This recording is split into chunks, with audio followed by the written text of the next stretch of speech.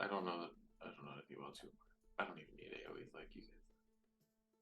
It just looks cool. You could also collapse it. So, most recently in the Erdogan campaign, after the loss of Rhea, but the recovery of Jokel and another Wood Elf in the recent chaos at Forest Hollow, you all now find yourselves recovering alongside the town's displaced population here at Braves Respite. You've tended to morale, you've mingled with the citizens and the Wood Elven refugees, and most recently, you just adventured with some of the Nora mercenaries who helped you recently dispatch the threat of a massive woodworm in the area that was feasting on the increase of wildlife in this area. Um, you are starting to have dwindling time before your presence is going to be urgently requested or even required for the moot between Villian kind and Elven kind coming up very soon. Um, the date, there's no specific date the moot is supposed to happen, but you suspect the leaders are waiting for your arrival to be able to kick things off. Um, but for now, you have arrived back in Braves Respite at the Alealor ruins, alongside some of the Nora mercenaries, Kellen, Pilara, or Fennin rather, Rebecca, Clara, and Crumblebach just got in and are immediately coming in and telling other people, praising you guys' efforts. And oh, you should have seen Telperion. It almost looked like he was frightened of it, but he was standing resolute right in front of the giant thing as it swallowed him whole, and he never lost his cool. And Jiri, he sliced its mouth clean open and just walked out the front while Roulette bashed in the brains of its tail, which was also its other head. Just kind of dispersing in general of telling the tales of holy shit, we finally saw these guys in action. Um, you guys are welcome to interact with each other, interact with NPCs you're feeling like talking to, or settling down for a long rest. In the journey back to here, it's probably dark out now. Gemariza, the dwarven chef up north on plan, is serving the dinner line of people. You're welcome to get food, drinks, or just we can get into long rest activities, or we can do any pre-rest things you guys might have on your mind. Does anyone have anything in particular you'd like to kick us off with? What time of day is it? It's it's evening, probably 7 or 8, in dark by this point at this time of year, and it is Lordas, the 14th of Evening Star, functionally December 14th, Saturday. I will. Yeah, I'll track down Jokel at some point. Not for any questions or anything, but I am going to spend because I think it takes 4 hours for my Smith's companions find familiar. So I'll before I head to bed tonight, we'll be working on that. Okay. Pre-rest activity of making your familiar companion. That can be easily done. Jokel has adequate scrap metal for that, and he's eager to have you working alongside him or near him. Once again, it's been quite a while.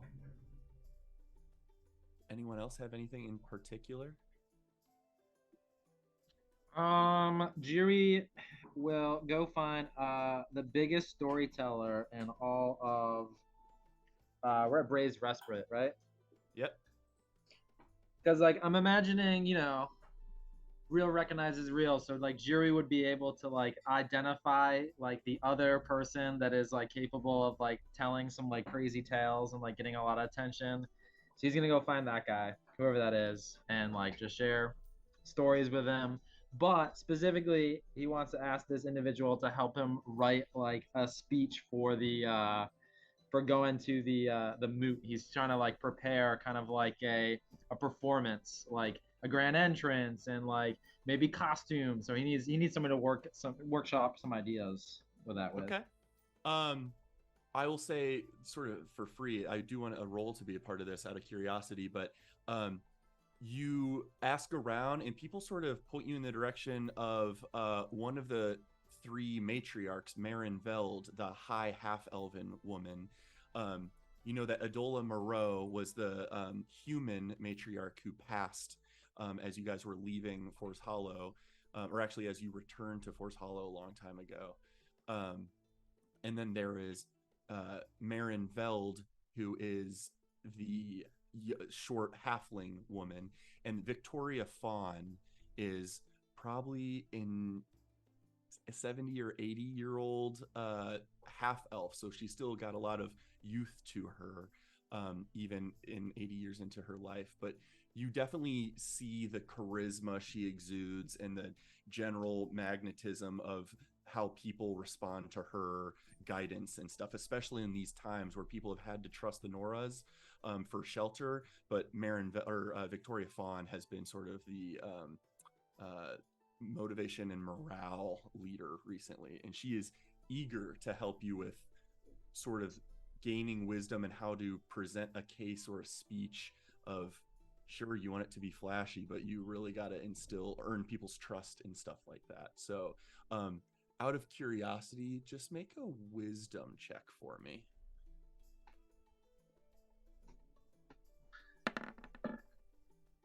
Fine.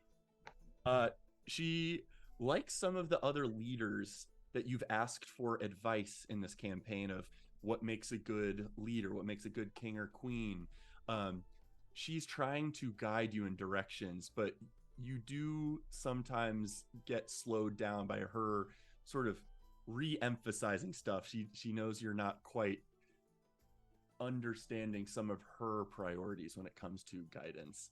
So you guys aren't always on the same page, but she's eager to help you in your speech writing for sure. Okay, awesome. Rome, Toby, or Telperion? Toby, go. I think Toby's in much better spirits. I think he's engaging with old friends, chatting, taking part. I think maybe he'll overhear the conversation Jiri's having and try and compartmentalize what she had to say, and maybe I can get it through to him at another time. With your high passive perception and observant lip reading, you get a very full and thorough casing of that conversation. Awesome. Topirian is gonna go out to the tree and just kind of, he's feeling a little peopled out, so he is just gonna take some time to sit and just kind of meditate aimlessly a little bit. Yeah. Purely meditation, or are you interested in starting up a trance early? I haven't tranced in this room. Okay, 3-month question. Did I do a trance in this room before? Because I know I think I did. Didn't I trance here? You did recently, because at the beginning of the campaign was one thing. You did recently trance again, and you sensed in that trance a connection with the woman in the mural image, and you used detect thoughts in that trance, and you got glimpses of some moment from probably the end of her life. She was in some darkened cavern. Yeah. You saw the glow of a bright sword off in the distance, and she had said something to a companion nearby. She said something like, "Kem, keep him safe. He's yours now." Something like that. I think I'm just gonna not trance yet, but just kind of meditate on those words, because he would tell Pyrian's thinking about that interaction, being in this space with the sense that he's not going to be here for much longer. So he's not going to necessarily be trying. He's just going to be kind of reflecting on that stuff. Okay. Go ahead and make a history check. I would say first roll, but Tim already rolled. A 14. What's my history? Plus 7, 21. Above a 20 is good enough to earn the information. Reflecting on that vision you had, you didn't think much of it at the time, but you start thinking about Kem. Who's Kem? Who would she have been talking to? And although not a ton of crystal clear information is known about the Sundering, even to your people, there are baseline pieces of information that are available. And although it was only recent information, you all discerned that the hero Cecilia was not half elf, but rather half sun elf, half moon elf. You also recall the one other sort of flagship point of the Sundering as it relates to Cecilia. Her mount was named Kemien Torai, and it was an androsphinx. What? Is that a male sphinx? Yes. So you think in that glimpse you got, she must have been talking to perhaps her mount nearby. Wow. Thanks, Dice. So Piran meditates and thinks about that. That's awesome. How about you, Rome? Rome is going to kind of leave the establishment and go to where there's like kind of the edge of the forest is, and like meditate and call out into nature as she had been doing previously to like collect living things, like call to them so that they come to her. So I guess like I'm wondering, what does Rome see? Does she see like more of a collection of animals gathering in this space? And if so, like what's come? Go ahead and make a survival check.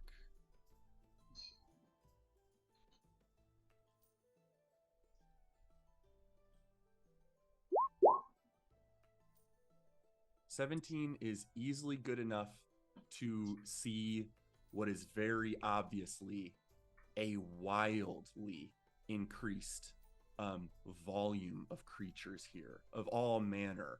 Rats that wouldn't normally occupy forest terrain you see tracks of little critters, and obviously squirrels, snakes, birds, deer, all very ubiquitous in the area even as you're walking around.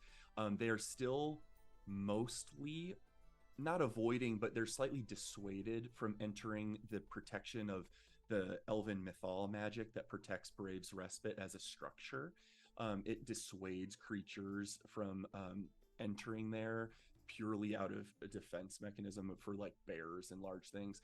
But you do notice bears in pairs. You notice paw prints of what is likely some sort of jungle cat or lion.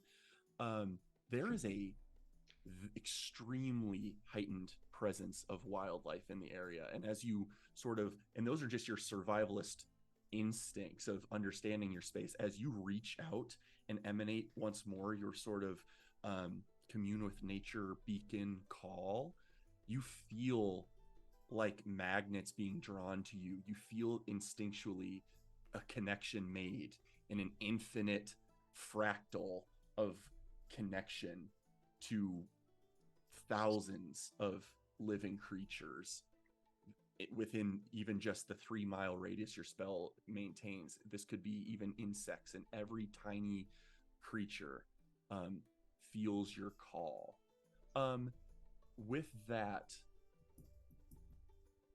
go ahead and make a wisdom saving throw for me. I'll be very upfront about the DC is 20. 9. For a moment, for just a moment, you felt a sense of familiarity, but it is a very fleeting moment and it escapes you. Almost like a memory just below the surface that this situation just stirred something in your lost memories, but not quite able to be recalled yet. Okay. Well, so as Rome, I guess, is experiencing this, she like sends a message out into the ether to like remind them that they will be called upon soon, and they will just need to wait for her like very unique call. And she like whistles kind of like a bird call that's like in a particular like song, so that they know when they hear this, they'll come to her. Which bird? the hermit thrush, which you should look up what the hermit thrush sounds like. It's really cool. I will do that. Very It cool. sounds like crystals in the Interesting. wood. It's really That's cool. wild. We've been listening to it a lot this summer because they are here in New Hampshire. I like the idea of you guys just like listening to an audio of it. Like they're not even there. You just like that much. That too, yeah. Oh, yeah. Love it. Yeah, but you feel a very tangible connection with the creatures of this land, and they are responding to a call from someone of your presence. And you knew they were. Part of the reason the woodworm that you guys just defeated was a threat was because there's been increased wildlife here, and where there's increased creatures, there's predators. But you removed that threat, and now the population of creature fauna is flourishing. With that, there's also ample drinking going on. Bullwinkle the Minotaur breaks open some of the good ale, offers it around to everyone. I would like everyone to please actually, how do I want to do this? Yeah. Everyone roll a D8. You're disgusting. Stop insulting me. Everyone can hear you. Oh, killed one. I rolled a 1 as well. Ones can re-roll. Go for it. The power. 2. Okay, 2 is your number. I rolled a 1 again. You can re-roll the 1. Wait, that one was out of the box. I rolled an 8. Okay. Only took 3 rolls. Sorry for Toby Rama, that 2 I know is a little unsatisfactory. Track this number somewhere, because in the general morale boosting night that this has been for the population and for you all, making more connections with these people, you don't have a D8 to roll of bardic inspiration when you want to do something, but you have this number that you can add to a future thing you want to do, and it will last with you until you expend it. So if you roll a 14 to hit but their AC is 15, you can use this to get there. So this is sort of an inspiration modifier that you can add once, and then it's burned. Let's call it Braves Inspiration. Braves Inspiration, sure. That's great. Yes, team. Jiri, Kellen will also come up to you a little inebriated and say that he, Rebecca, and Crumblebach would like to, if you guys are open to the idea, are interested in joining you at the moot. You have sort of impressed them in a way that they want to help contribute to, or even just be near and be part of whatever that moot entails. So it's kind of your call on how to handle that request. Oh boy, I'm so glad you guys are joining. Of course. You'll be honorary Four Winds members, temporary. We can call you the Junior Juries. Jesus Christ. You hear Telperion say that from another room. Some of the other Noras might be a little partial to Noras, but I'll keep it in mind. Thanks, Jiri. I gotta show off some more of my skills. I don't think I really got a chance in the battle earlier, but thanks, Right, man. We'll join you. Yeah, you guys are gonna have to be my bodyguards. I'm sure in a big Jesus. kind of event like this, Judge Ricard is gonna be looking to send an assassin to kill me. So you guys are gonna have to watch my back. Sure, Especially who's when I that? give my big speech. Anyone we should be worried about? Let me go. You just opened up a can of worms there. All right. Everybody sit down. I'm telling you a story. Okay, for the rest of the night, you can regale them on everything that is Jiri. They don't get rest. Not even short rest. They have to actively listen. Amazing. Out of curiosity, intelligence rolls. Give them a +1. Oh! You're so sure they'll retain all of this, even with how drunk they're getting. Who was even my though mini they in the world? okay. very well may not. Fennon was your Oh. assistant, who really wants to sort of maybe join the Noras, contribute to the defense of these people. Otherwise, we can calm things down for a long rest, unless there's any other specific conversations with each other or otherwise that you guys had in mind. If there's nothing, we'll go ahead and slowly, as the night goes on. Oh, I will. I'll be working Sure. late with Sure. Jokel. Just more stuff, moving from the small project to slightly larger project. I figured you might. Yeah. You are welcome to do that, and it's not going to sacrifice any sleep. You're able to do that within the mechanics of the class. So you can sort of work through the night, and it doesn't drain you because you are in your element. Beautiful. Jokel is more than happy to facilitate assistance wherever you need it. You are certainly more advanced of a smith in some regards compared to him, but he's eager to help where he can. So, I will do one thing yes. too. My thing's pretty low key. I'm gonna spend my time of rest not trancing, so my 4 hours, investigating more my sister's spell book that she gave me, and then I've attuned. I think I'm allowed to attune to the staff, even though I can't utilize it like as a full caster would. But I think I'm allowed to be attuned to it, and so like I've done that, and I'm going to kind of just spend the evening like specifically focusing on the sections that regard like channeling spells through objects and like practicing what it means to like use a staff for that purpose. Okay. Let me do something here. Perfect. You are looking through your staff, trying to sort of make a connection, understand the channeling of arcane power through a focus to facilitate spellcraft, things, basics but trying to focus on the way Minerva thinks through things. And as you're flipping through the spell book, there's a number of spells written in there that she thinks would suit you well, but there's also some higher level spells that are further back in the book that she doesn't intend for you to necessarily grasp quickly by any means, but just some of her favorite spells. And as you're flipping through them, the inscription, the arcane glyph equation for the sending spell literally alights and glows as you're flipping through it. And you flip to that page and you hear your sister's voice.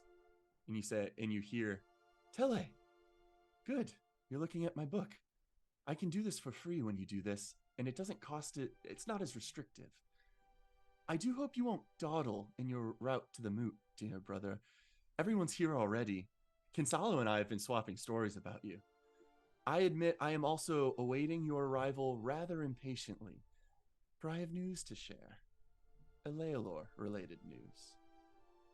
When your sister meets your boyfriend. Is this so? You do I have to like count words like Toby does, or can I just talk with you for a moment? You asked that question, and also, sorry, no, are you attaching anything else to it? And also, this is God very good news. We will be speedy. I wasn't even counting. I was just thinking carefully. I was like, what is Telly's word choice? Because I don't remember. You feel a sort of telepathic psionic pulse in your mind as magic is being pressed into your audial part of your brain, but the text does not glow this time. And you say, considered not responding and draining myself of this magic, but yes, Telperion, you can respond as usual. It's usually less restrictive through the book. So by the rules of this spell, I think I have a response. We will aim for tomorrow, I think. And I don't know how we're getting there. Hiking, likely. We'll try to be fast. I literally not even counting. A stray, serendipitous conversation with your sister might lift your spirits a little even further, but she does not make contact again. Definitely does. Perfect. That's so cool. I'm gonna go ahead for fun. Move us to the back where you guys have sort of made your campground near the sort of makeshift auditorium gathering space that you guys developed with between many of you's efforts, but Rome growing a tree around the crystals of the dew of Galathor vial, which is just sparkling in the moonlight as it hits it. But you're welcome to begin this long rest. Roulette working away with Jokel, Telpiran probably entering a trance. Is there anything specific you guys are hoping to do on this long rest? Spells you want to prepare or cast or conversations or anything?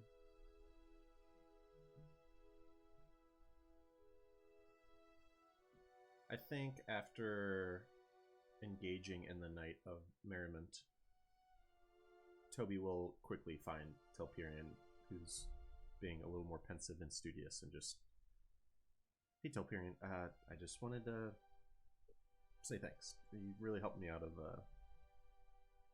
get out of that funk I was in earlier yesterday. So I appreciate that.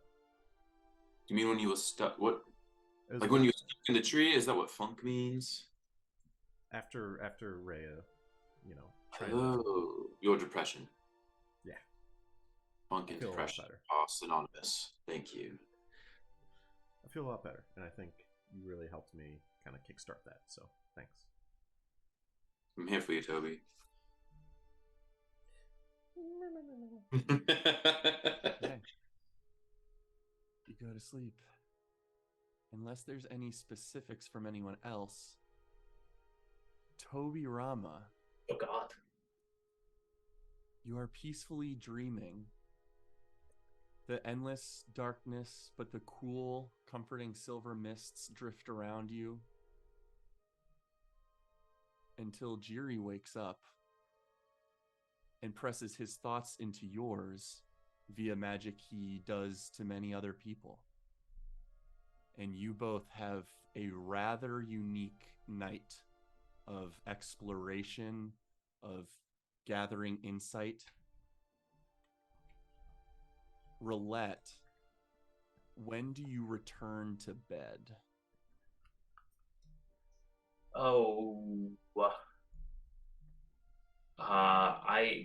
It would probably be late because I did 4 hours for the little thing, and then I know it's like a class feature, but I'm assuming it takes some amount of time.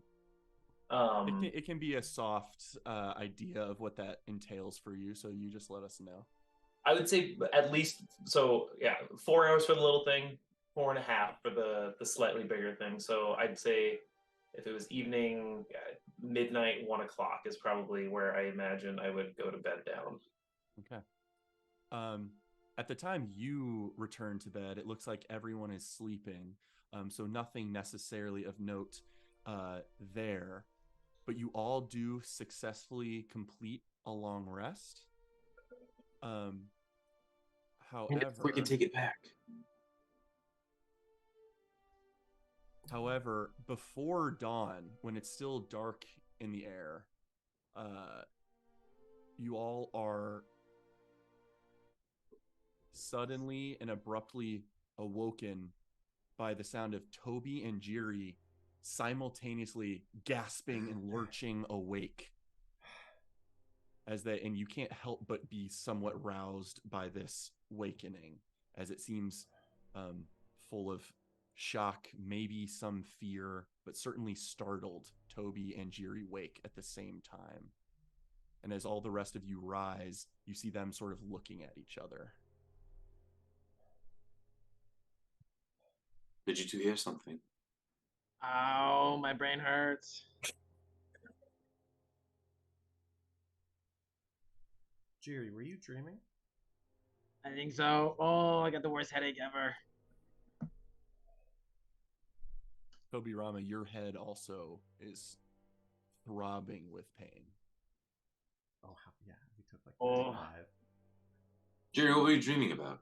Your dreams are weird. I've got bad news, guys. I think Jax is back. Ow. Fuck. He cursed me again. Full spite curse. I'm cursed again. Oh no. Wow. Why do you think he's back? What are you? Because we saw him return. Who is Jax? What do you mean we? Jerry brought me into his dreamscape last night. I'll lean over and I will give Rome a quick background of who Jax is. Interesting. Uh, Shoot out of the galaxy. Oh, Jax's alternate personality of Jiri's. Not actually sure who or what it is, but it took over his body for like a month or something back in Tal. So Uh, you're saying you have another person living inside you? Maybe. I think it's a lot worse than that. I think there's It's worse than that. I think there's a number who are trapped inside Jerry's mind. Hold on a second. Wait. Before we go further, Oh, that tracks. did you, Jerry, intentionally took Toby into your dream? I think so. Because I've seen your dreams, because I've read your mind while you were both awake and asleep. Okay, And you- quick pause. Raise your hand if you've been in Jerry's dreams. Okay. Rome, do you feel left out? I don't know. I'm not so quite sure I want to go inside there. Oh no. Okay, so Stay out.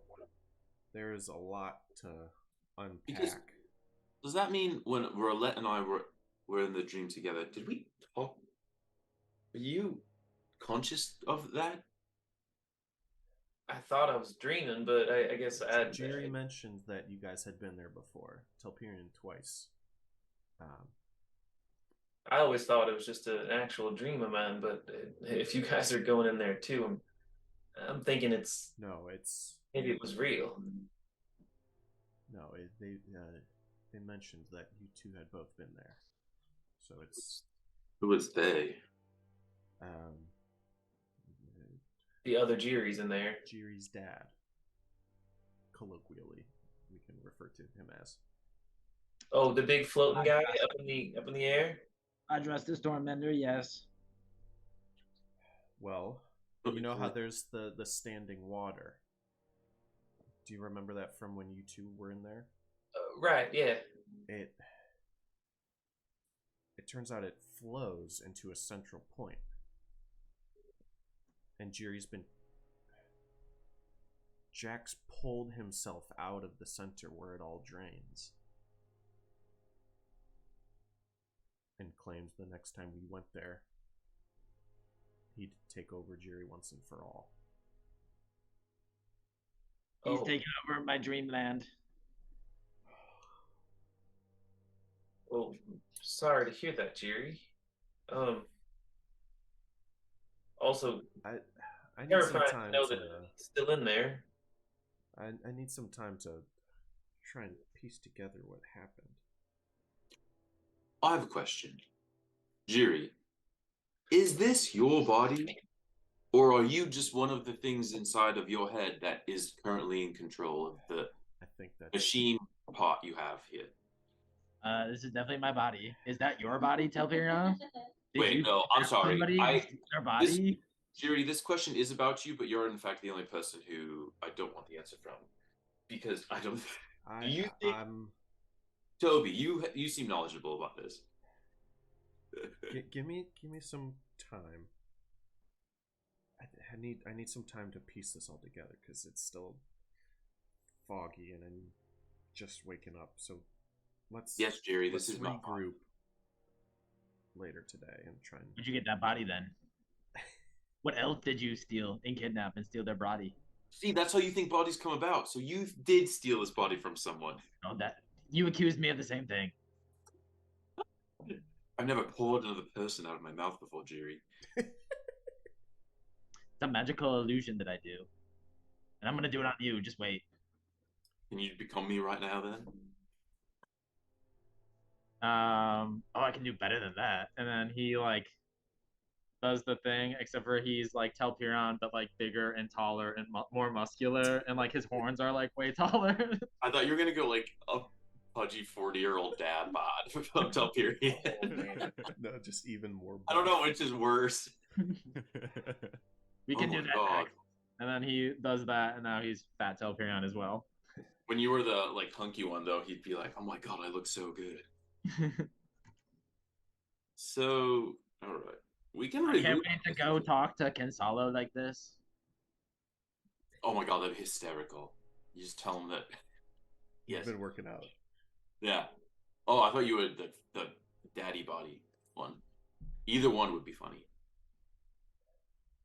I'm gonna think about which one would be funnier and do that one. All right, you think about that. But what does Jax want?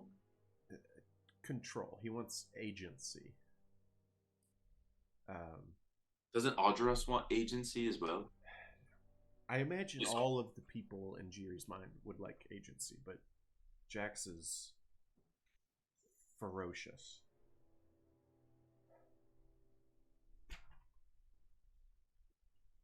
Oh my gosh. There's no way for this Jax character to peacefully share your mind, Yuri. No, because he's evil. Bro, I wish you could have gone. How did he get in there? We can't go back now. How did Jax get in? Jax your took brain? over. I would have taken you. I How should did have he taken. get in there? I don't know. I don't know. It's probably no. Actually, I do know. It was when I got bit by that wolf. Remember that? And So long ago. and Rome, for context, that wolf bite happened right about where you're standing. But he's like the wolf of Daenor or something. That was just a wolf in the forest. He was part of the Red Plumes. It's a very seedy group based in Daenor, the capital of Durast. He did not run with a good crew. But here's my question. What has he actively said he wants? Because did he say, give me control of Jittery's body or I'll kill him? Or did he said, don't come back into the mind space? Under what conditions? Because he wants... He said the next time we return... So it's more which he welcomed. He would wrench free... Oh, like if conscious little Jiri went in, he could, like, conscious little Jiri or put him in and then take over. Yeah, but the bad news is, if he's down there in control, he can attack my memories.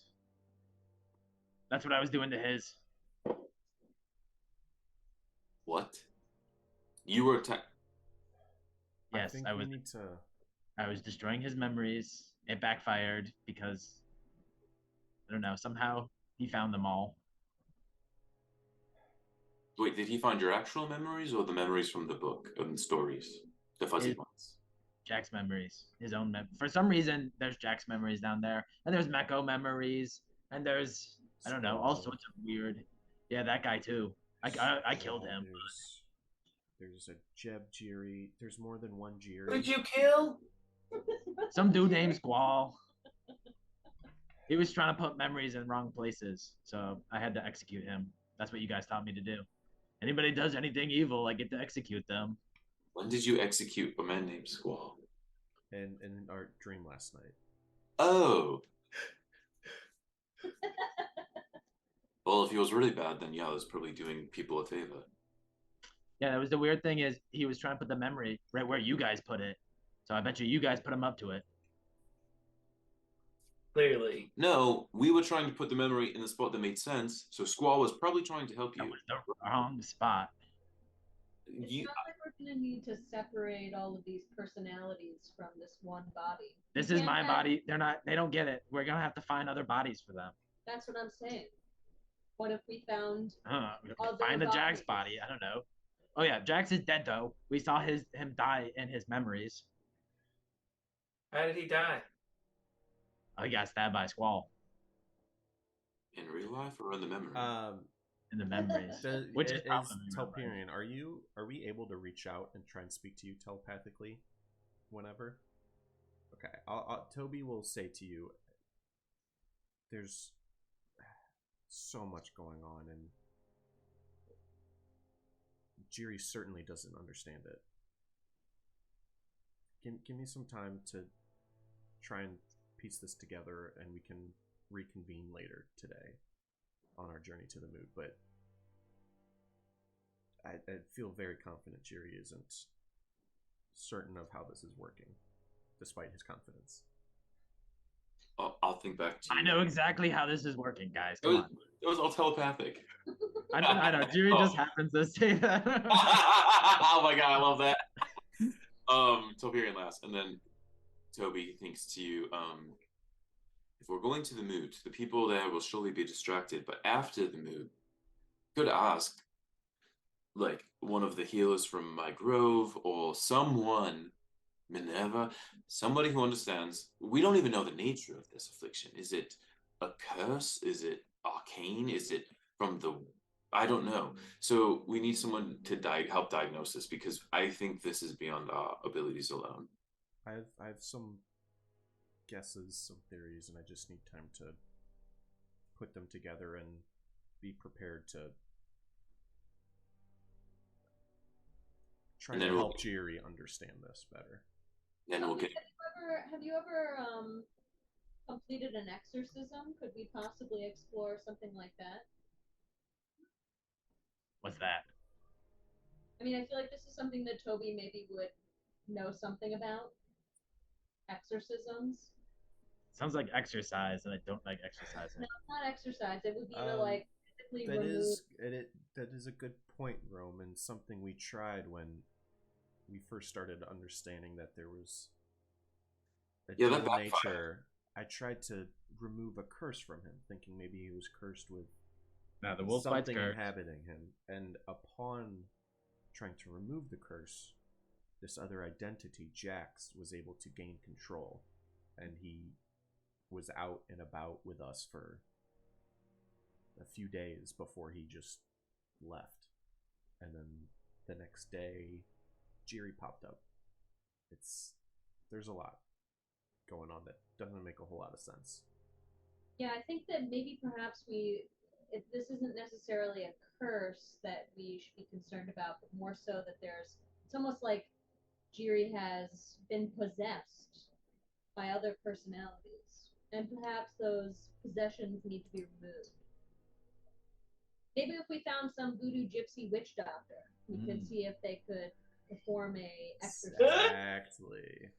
I like the sound of that. You know, but someone who lives like in the middle of the forest who's like complete. You know what I mean? Like. I don't like the sound of Jax being in my mind, destroying my memories. Do you think maybe we could ask around the people in town if they know of any like hermit who lives kind of deep into the forest who might be able to perform, say, an exorcism?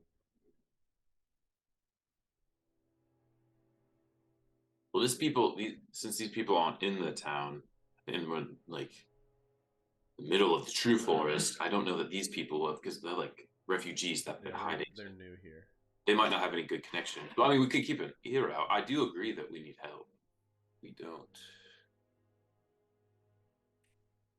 It obviously also sounds urgent if he's just down there wreaking havoc.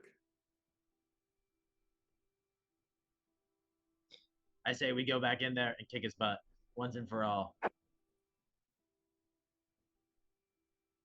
As a collective. Uh-huh. How would we do that? He seems positive that Jiri would be able to bring whoever he wants back down to try his best. But then he was counting on that? He wants you to bring all of us down? Another important thing to consider before we can fully piece this all together. Jax was in control of a fraction of Jiri's power, and it took the form of Jermorin, that Draco abomination that we fought up on Mount Alwithir. Did that thing have a lot of horns? No, it's just draconic in nature. And like undead-y. Oh yeah, that thing almost killed me. But Toby, Rami, you do recall the form of the shadow floating above, which did have 7 large straight horns. I saw that. I saw that thing too in there. Last time Jiri dreamt of me, I guess. That's my dad. That's Ja Adras. He doesn't have horns. He has a crown. Of horns. No, big golden crown with pearls and sapphires. Interesting. What I'm gonna say is, if Jax invited all of us down and assumed Jiri could bring multiple people, I think he's counting on that. And until we can like get a little bit more an insight, I don't want us to just ham on in there when we can't even be sure. I mean, do you remember when we went to that Fey plane? I mean, like, we don't control the rules if we leave the waking plane that we're on. He may have some greater control in that space. I mean, he probably wants all of us to be trapped in there. I don't know if he could use our bodies as hosts if our conscious were trapped in Jiri. Yeah, we're gonna need an anti-Jax weapon. Take him down. Maybe if we go rescue that gnome you're so fond of, this little wizard man, he could help us. Oh, good idea. I knew there was a reason why we needed to go rescue him. Jean Lavore. Yeah, Gene. Speaking of which, my sister contacted me last night, and she's in a hurry for us to. I forgot my magic book had magic in it. She was able to communicate with me. Theoretically, I could use it again and communicate with her today, but there's not really any point. So the mood is like they are waiting on us, and they apparently have news, and there's multiple people there gathered. What is the most quick way for us to return there? We can fly. For Is that the best way? Because we want to get to. When we get to Elvish? Oh, we need our bird friend to teleport us. That's right. I could contact Kinsalo and try and Oh. get him to collect us. No, not Kinsalo. Korik. Gorik. Yeah. That would be. I mean, I do want us to be careful of how often we ask him to do that, but this is in direct relation to his current primal He had tactic. mentioned this was something he was anticipating helping us with. So Well, do we have any business to finish here? Or shall I don't know. did Roulette get any work Yeah, done? Roulette, is there anything near you that looks new, like invention-wise, or are things stowed away in a way where it wouldn't be readily apparent? You can let us know if there's any visual phenomenon they might see. Kobe's passive million perception is probably the only one that would catch it. On the side of Roulette's pack. So first she has a little Moby 3 looking, or I forget which one it was. I think it was Moby 3. Moby 3 was the ball. Another ball just like on her hip again, like clasped on there, like a little beanie baby. But then aside of her pack, it essentially looks like a small garbage can lid. It's about like a foot across in diameter, and it just looks like a flattened piece of metal, like a I don't know how else to describe A it. dish? Kind of, A bronze dish. like a bronze stack of metal. Like from the side, you can see like folded pieces of metal. Like a giant coin. Kind of, yes. And it's about a foot across. It looks like just a big bronze-ish plate. Yeah. Sure. Was there anything else we needed to do in Bray's Respite, or are we good to go?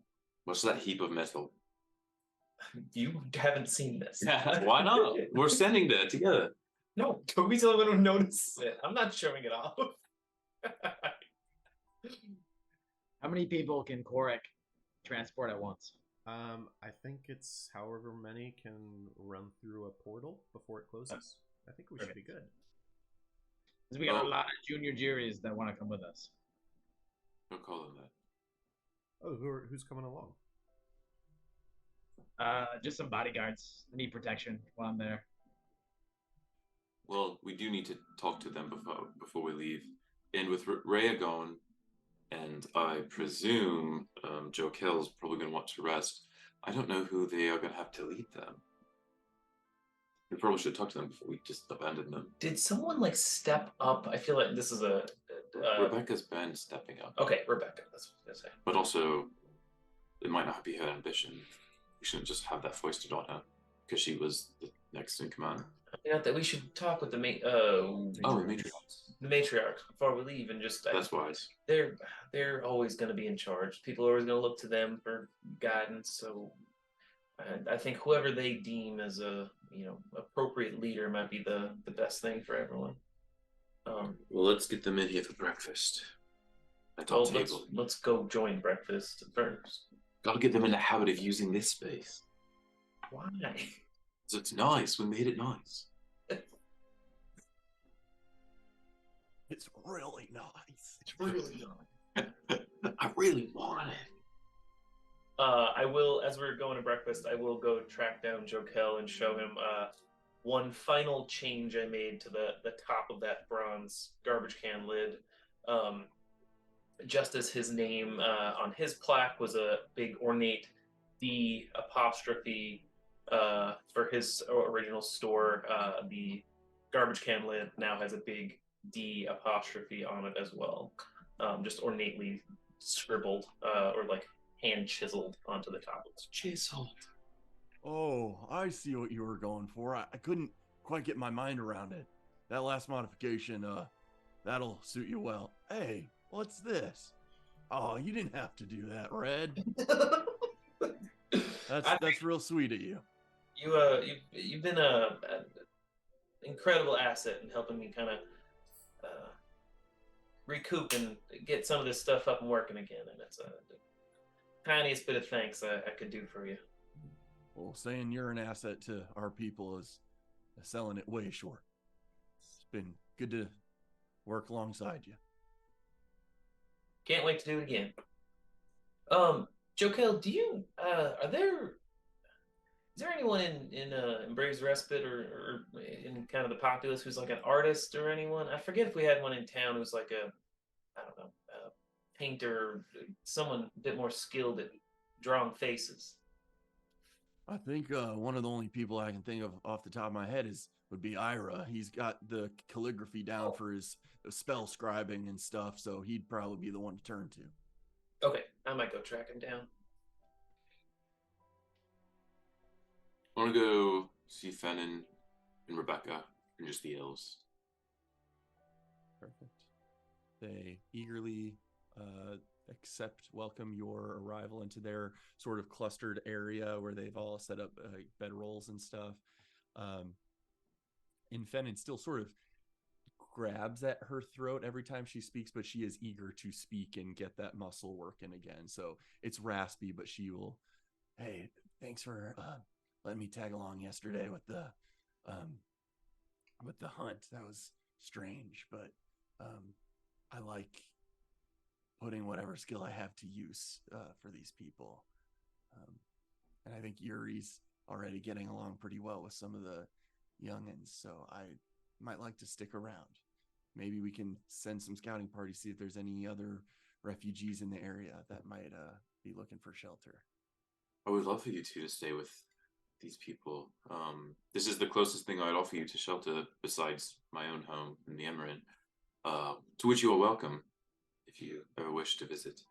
But before we leave, which I think we shall be doing soon, I know some of the Nora mentioned wanting to go. Rebecca, you wanted to join us?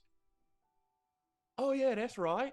Yeah, I want to go. I heard someone was telling me, maybe it was Jerry, how when you guys took down this shadow dragon that lived there, that there was this massive black dead tree, and it was really, really big. I want to see that.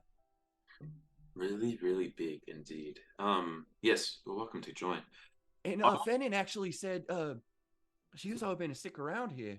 And she can do my bell watcher role that I was sort of forced into. And I'm sort of hoping to stretch my legs a little bit. Stick with us then, because that sounds like a wise swap. Fennin, and you could switch that duty with some of the other elves here, correct? I just want to make sure it doesn't fall to one person again. Of course. Some of them aren't as inclined for scouting and stuff as me, but yeah, they'll be put to use where they can be. All right. Rebecca, who do you think is going to want to? I mean, you have the two matrons, but is there anyone who, if in your absence, is gonna? Do you think Joe? I mean, I guess we should investigate. Joe Kell wants to be taking on this role of unofficial leader, but Yeah, well, after Jerry invited us to come to the moot yesterday, I actually did speak with Joe Kell, and he's fine being the person. He might not do all the hunting and stuff. We got other people for that. But while I'm gone, he's in charge, and hopefully I can come back and help him or take on responsibilities my own. That's actually why I want to go to the moot. If I'm going to be one of the main sort of martial leaders of the guild, I feel like I want to be up to speed on whatever's going on, how we're contributing, who's in charge, what direction's being given. I feel like I need to be there, but in my absence, Joe Kell's the one. all right, perfect. Well, we'll probably be off soon. Brennan, it's been a pleasure, and I hope to see you again. And good luck, and please let us know through whatever chain if you already are needing for anything. We will. And I'll go give Yuri a little like pat on the back and a little chat, and He hugs you around the leg. little steps on. All right, Oh and then gosh. a little fosterly. And then I'll leave him be to go play with the kids, and then I'll go relate just that so the group knows kind of the pieces that we got of intel. Perfect. All we Was there something tangible you were hoping to get from Ira? Yeah, we don't need to RP. Want to see how good Ira is at drawing faces, and I want to essentially attempt to have him draw at my direction picture of my dad. Wow. Okay. He will claim that he is pretty good with calligraphy, so muscle memory must translate fairly well to the hand-eye coordination necessary for drawing. He doesn't draw for fun or in practice, but I will give him a roll, which he has sleight of hand, and I will base it off of his intelligence. Give a +4 for flash of genius as I'm helping him too. 14 total is enough to give a fairly good rendition of the description. Like, what are those people called when it's like a crime's been committed and they have to, like, from description draw a thing? That's what he does. And he does a pretty good job. You instinctively know it's not doing justice to your father's features, but pretty good. Something artist. It I know is what it something artist, yeah. I will profusely thank Ira and take that with me. Perfect.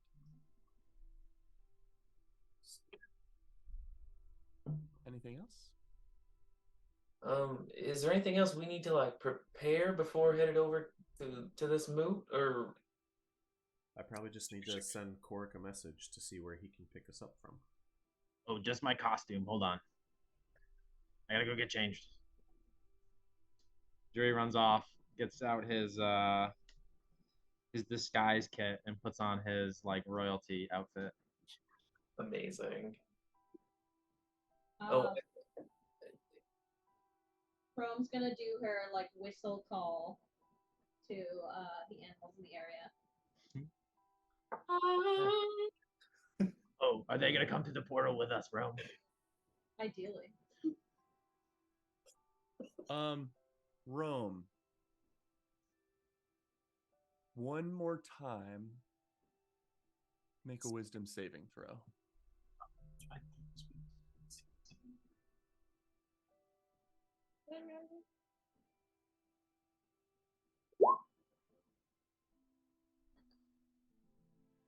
Okay.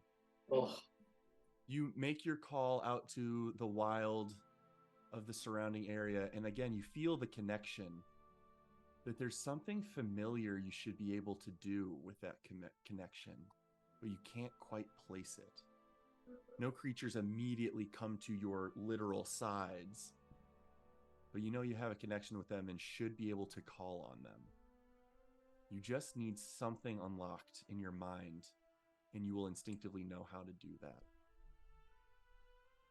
Can I use a point of inspiration to reroll that? Ooh. You are, first of all, you are certainly welcome to. However, I do notice that you did roll a 6 on your 8 earlier, on your D8, Oh. which you could apply to this check if you would like. Could I use 2 of those points and not all 6? No, it is a one-use modifier. All right, fine. I will use it. Okay. You push into your mind an infinitely fast spidering fractal fissure just opens, and you remember your time on this earth before you were within your vessel this most recent time. But it was before the sundering that you participated in. You were simply flanked at your sides by Odeon, your Avariel companion and traveling partner, 2 other Avariel at your side, and about a dozen ethereal creatures that are just following you like translucent glowing wisps, but in the form of creatures that move with the same instincts of them. And as you turn, you also notice your skin is in the sort of wilderness form it usually is, but you're not walking on 2 feet. You're walking on all 4. And this bark skin is hardened on your skin. You are always forming your wild shapes from surrounding natural growth, but this is hardened, more protective. And as you come out of that memory, I would like you see on your right hand, there is, I think I have a description for it, so just one moment.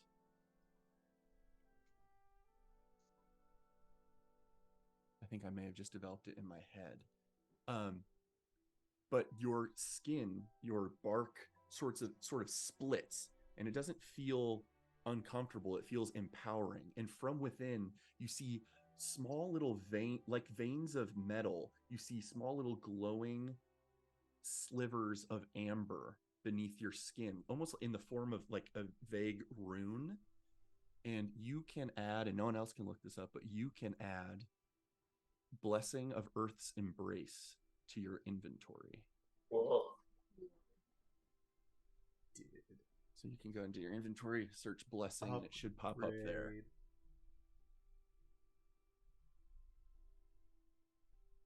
And you suspect you have just regained a small amount of power that you once wielded when you were a more grand, fully realized Earth Mytholine.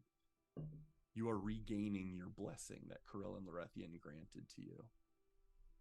And more noticeably, as you summon this call out into the wilderness, you can tell us based on the spell's description what forms they're in, but not specific creatures, but ethereal glowing conjured animals begin to flock to you and step from nowhere into being at your side. And you have just cast the spell, the 3rd level spell, Conjure Animals, once for free this day, expending no spell slot. So we like see this happening? If she is in a position where you are near her, you do see her just like sort of echo into the wilderness a call, and just thin wisps of golden and amber and green energies just sort of form into the shapes of creatures. Rome, are you controlling this? Yes, I am. And they look kind of similar to me in that, like, yeah, they take the form of animals that are ethereal looking, but they look like they've been woven from, like, plants. Ugh, amazing. They look like ESO beasts. Yes, those. The wild hunts. They're all kind of, like, connected in, like, one big mass. Ugh. And these things are friendly? To Well, us? yeah, To us, at least? of course. Rome, you kind of did your performance before, the big crowd. You should have saved that for when the whole moot was going on. I need not perform. inform this. We arrive in style. Oh, I like it. Well, So actually, before we go, there is something we should discuss. Rome's point is a good one. We're going to arrive in style. They've been waiting on us, in a sense. What is? I think we need to hear what they want to say, but like, we should probably be united in some concept before, not just. Probably good for us to be of more one mind than five. Oh, I got a whole speech planned, Talperion. What of what about what? About me and the Four Winds. Don't worry, I also mentioned the Four Winds. But I mean, we're trying to help. That's like the final message. I think we've kind of gone through this. I think the first time we sketched out, and this is I think I'm remembering this correctly. We did like sketch out some sort of battle map plan of like get to here, do one city, and then another one, and then go back to the one that's being uh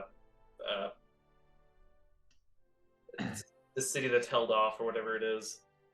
Oh, okay. So I'll do the intro and I'll say we're here to help, and then Roulette, you'll get with the specifics about like what we're actually trying to do, like what cities we're trying to attack and stuff like that. Well, and Battle plan. And yes, I do think you all had a discussion looking at the map of ideas that tactically could make sense, but I don't think any, tangible plans of action were developed. And I think you were also interested in seeing if there was guidance available from the moot leaders. Telperion, not to like diminish ourselves and who we are, but we aren't the leaders of these nations. I think our role is going to be purely advising, and obviously giving input and where we think would be best, you know, to go. But I want to hear what the leaders of Chimeras and that's about where the other nation. that's about where I am too. It's hard for me to conceptualize what's next or what we want to be next for us until we've kind of heard what they have to offer, and we can even say, can you give us a night to discuss, and we'll make a plan, because we all have things drawing us in different directions, so Right. we certainly So should get on the same page. we're going to enter a stage of nations, and who are the four winds to those people? Is my question. We are like, I'm the son of the Aranel of the elves, so we aren't. We've also indebted ourselves with Mordecai. Like we are glue that comes between these groups. So we're not just some small band who have no say. We're partially the reason they're here. So it is important to note, Jerry. Important to note that what we say will be impactful. We've made routes with these different groups. We've earned their favor. We have power. We also have individual goals. The Four Winds is also a group that's trying to just fix Jiri's broken head, right? Like, and we all have different things. So it's just. Well, then maybe you should have a speech too, Talperion. I can give a speech if needed, but I'm not going to go in with the plan to give one. Well, so yeah, we can No, I get what Talperion's trying to say though. We need to be even more impressive so they listen to us. But also, as we've stated, we need to hear what they want and think. And we can convene and discuss before we make an address, because obviously they're going to present things to us. I just want us to be aware of the fact that we are both a powerful one group of different people with different motives and allegiances.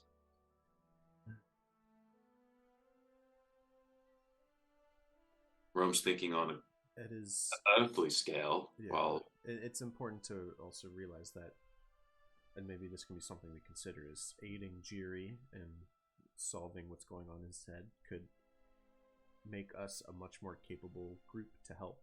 Same with helping Rome kind of regain her, place here, and perhaps convening with her other counterparts, right? There's certainly positives in pursuing our own individual things if it's going to mean we hit that much harder when we return to the fight. Oh, that's sensible. Shall I send Korik a message? Do we got the auras? Are they here? Should we go grab them? Oh, get the forces, sure. I'll go get them. Yeah. You will go get whoever's coming along with us, the group of Nora mercenaries. Perfect. Yep, it's 3 of them. They're standing in a trio, fully outfitted and ready to go, very eagerly awaiting Which your 3 is it call. again? It is Kellen, Rebecca, Kellen the human, Yep. Rebecca the wood elf, and Crumblebach or Crumbs the goblin. I forgot who the goblin was. I was thinking gnome. Jerry, Ardras was a king, right? Yeah. And you will be one day the Jarl, right? No, I am the Jarl. And one day you'll be returned to the court where you belong. Yes. And you know that the court is political, right? Ooh, this is some good experience you're about to get. Yes. Uh-huh. So, in politics, my sister could teach you much more than I, because I'm no deft hand at politics. What you don't say is often more important than what you do say. And you are a storyteller. You are a showstopper. The thing to keep in mind is politics are not always the perfect place for that. So going in and just boasting aimlessly might not serve you as well as other means. So think what like this is a battlefield of information and words. The more you show, the more you give other people to use against us. So be mindful of what you say. And that's only if people there are like gonna use stuff against us. Aren't they on our side? You remember Queen Elia? She would use any tool to get what she needs. Her kingdom back, right? These people will need things. And if they are our friends and our allies for sure. One of them is my mother. But they are also politicians who are seeking for the best for them and their people. And you are a very sharp tool, Jerry, and they would use you if you were too foolish to let them. Here's the thing, though. If we go and they think we don't know anything about politics, doesn't that serve us? Because then they're going to play right into our hands. Because they'll tell us exactly what they want. You make a good point. I want you to do what Jerry will do. I just want Jerry to remember he will one day be a politician. Maybe. I don't know. I see what you're saying, but I feel like that's just, I gotta go and I gotta do my style. You know what I mean? They would think it's inauthentic if I wasn't showing up and being Jerry. They'd be like, "Who is this imposter?" All right, one last thing then. If you pulled out your heart right now and it was your greatest strength and your greatest weakness, He then died. all somebody had to do was just poke it, because you've told them, here is where my most valuable thing is, the thing that keeps me alive.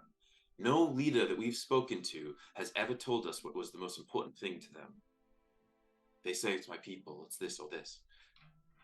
What people value is how you can work with them. If you go and show them the thing that matters most to you, they can use it against you if they wish. So just keep that in mind. Sometimes listening to leaders is helpful to discover their weak points. Okay, I won't mention that Jax took over my dreamland. That's one thing I'll proceed not to mention. But I gotta tell them my story. Come on, tell Piran, it's such a good story. I feel like you need me to say that you shouldn't, so that you can and you feel better for it. So Jerry, don't tell them your story. Oh, that's exactly what I needed to hear. Permission. All right, let's go. Okay, I'm I ready. will send Korik a message.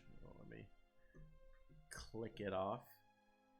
And I will say, Korik, we are a few hours south of Force Hollow at the Respite. Where best can you transport us from? And at what time of day?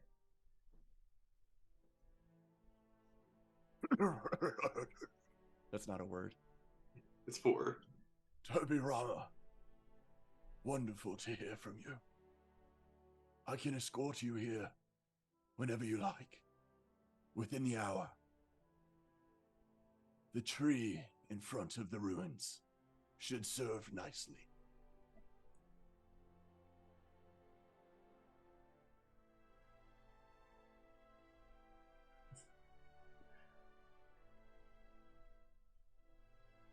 I guess. Okay, so out front in the ruins, he's got a tree ready. So let's get our things going, and I'll send him the word to open it up for us. Tobirama, make. No, this doesn't require a check. Something that just strikes you as odd is you don't know how druidic magic works necessarily, but you do highly suspect, based on your lived experience, that he should need living trees to be able to portal, and the moot is famously taking place in the Barrens. Right. Which is surprising. We did a good thing. I guess maybe my assumption might have been they would be closer to the edge. The elven town that's near the edge. Elven Town. That's what it's called. Yeah, Elven I don't Town. remember what it's called. Where Alana is. All right. Shall we? Mythindil, Gray's End. Gray's End. Can I ask a question before we proceed? No. Yeah. 3 month question. I remember a big conversation we had as a party before we left, where we killed Salzarinth. What was the temple called, or the thing where we fought him? Citadel was the word used often, but okay. it was determined that it was an old lizard folk, So- druidic citadel. I know before we left, we had a big discussion about whether we were going to sunder that magic or leave it. Did we just procrastinate that decision to bring the We- elves? Explained it to the elves, and I think it was Rome who kind of left it up to them. Okay. We explained like the pros and cons of like leaving and letting it heal, or Good. breaking it and then rebuilding it or something. Okay. I just remember Just for hyper clarity above table, that was sort of in an RPG. You pick this thing, the other one's red. You pick this thing, the other one's red. That was Elena gathered information from all of you and sort of put the pressure on Rome to, what does your wisdom tell you we should do? So there was a very distinct choice made at that time. What was it? Did we choose to break it? The choice was made to break the ritual. Yeah. And let nature try and come back naturally. Okay. Yes. And then That quest line is closed. once we all gather outside, and I'm like, all right, everyone, get ready to sprint to wherever you see a portal open. Are Rome's creatures ready? And I will. Creatures at your side, rune on your hand, still subtly glowing. Rebecca Kellen and Crumbs ready and willing to run. I will send another message. We stand ready for whenever you make the way apparent.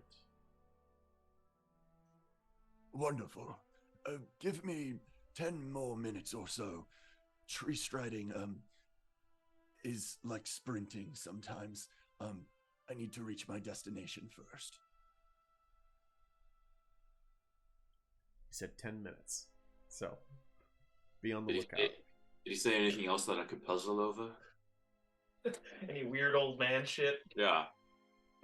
Any like 700? You know, tree striding is different than transport via plants. So he must be tree striding, jumping between trees to a location Oh, that he's intending to transport via plants. Gotcha. I think he's got to get to where he needs to be first. So we might have a little bit of a hike once we get there, but far better than the alternative. Do the Noras have like their weapons and like what? How are they like dressed? They're fully strapped. They've got large bedrolls bundled with tight leather cords, and backpacks slung over their one shoulder that kind of button to the belt in the back. Very lean travel accommodations, but with long bows, short bows, crossbows, a couple knives and swords. a couple of days worth of rations. They're quote unquote traveling light, but very well equipped to survive in the forest for many days. Just gonna remind them to be on the guard. Your eyes peeled, guys. You notice specifically Kellen is looking for any opportunity possible to sort of unclip and draw his dual scimitars and sort of like casually, but very much only when you're looking, try and sort of impress you with his composure of his swordplay, which he was not able to show in the woodworm battle, and he was very frustrated about that. How many kings or queens have you three met? Do matriarchs count as queens? All right. Point being, and I think this at the three of them. If Jerry's gonna pretend you're his bodyguards, go along with it if you wish, but don't look to him for guidance on how to act around these people. You see Rebecca all three of them sort of look around for a minute and then look at you sort of confusedly, but Rebecca just gives you a knowing nod. It is palpably ironic how Telperion, the one who probably has a good idea of how to navigate the situation, is not the one who's charisma based, and Cheery's probably going to be able to do whatever he wants and just have it work. For RP, I have to think he's gonna be dog shit, because also I would be the dog shit if I was rolling. I have an 8 charisma, but also Well, and I love that too from a mechanic versus RP perspective. Of Jiri's not naturally good at these things, but he's sort of inherently likable and magnetic, and he draws people in even when he shouldn't. Fun way to. I always like to put all of the time spent with Gallus was great. I also just like how my telepathy is turning into a keep secrets from Jiri tool. Yep. Which maybe I should let him argue with me more. Before very long, you hear the splitting and cracking of wood as the large tree in front of the ruins that Cork directed you to begins to ripple and then crack and spread open. And there is light coming through this portal, and you hear a voice say, "Quickly now, run through before it closes." And that's our cue. I sit and just watch it close. Questionable decision. And all of you emerge on the other side. We're almost 2 hours in. Could be a good opportunity for a quick bio break before we emerge. Glasses and water need to happen. Yeah. Critter, two things. One, do I need to make a tinkering check? No, I think I've decided that passive tinkering has achieved, I think, what we were going through. I don't have, now that we were refreshing after 3 months, I don't quite remember specifics, but I remember vibe of, in this form, this thing is achievable. In this form, this thing's achievable. We can work through the specifics, but as long as it's extremely basic level stuff, no tinkering check necessary. You're a better artificer than you were when you first made it at level 3. You should look back at our text message conversation, because there was something that you were holding back from me. You said, like, if you do, hold on, I'll double check that. I probably have a note about it somewhere too. I will resend it to you really quick. Perfect. Other thing, Born of the Elicorn, I never got like a stat block for Aquilari. Do you have that handy? The quick answer is it exists in D&D Beyond. Oh. But I think I made it public homebrew. So if you look at homebrew, you should be able to Google or search aspect of Aquilari. I will double check that though. And it's also possible I don't have that resolved today, but I will. No, published, approved, public. So if you go into D&D Beyond's homebrew thing and you search for aspect of Aquilari, it should come up, and that is his stat block. How do I do homebrew? Browse. Is it browse monsters? Oh no. Yes, that's what you want. The browse monsters, I think. Yep. And then you should be able to aspect of Aquilari by True Crit. Oh my god. It's got 10 views. 9 of them are you. It could be. Thank you. You bet. And I also check out that text before coming back here.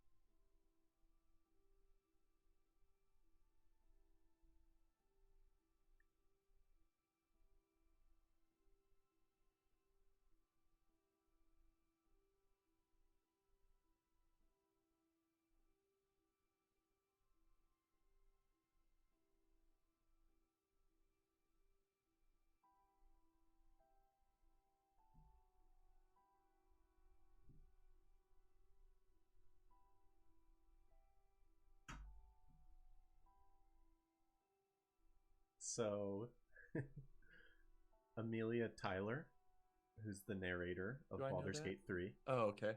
has a cameo. Really? Is it a goofy cameo or a cool cameo? Like the cameo, like website Oh, service. I see. Literally cameo. Okay. Yeah.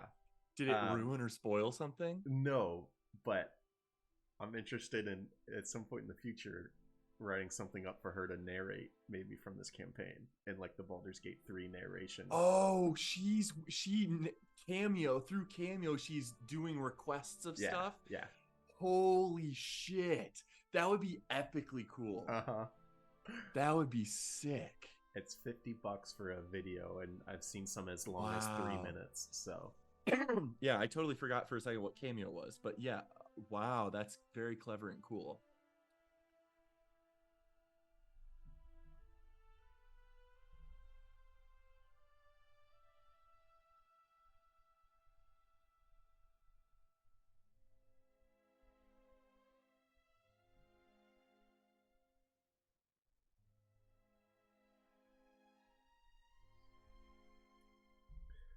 I first went to go look at Michael's write-up of the slaughter in the ballroom, and I was like, wait, that's 5 pages long. I don't know that that's gonna be kosher for something like that.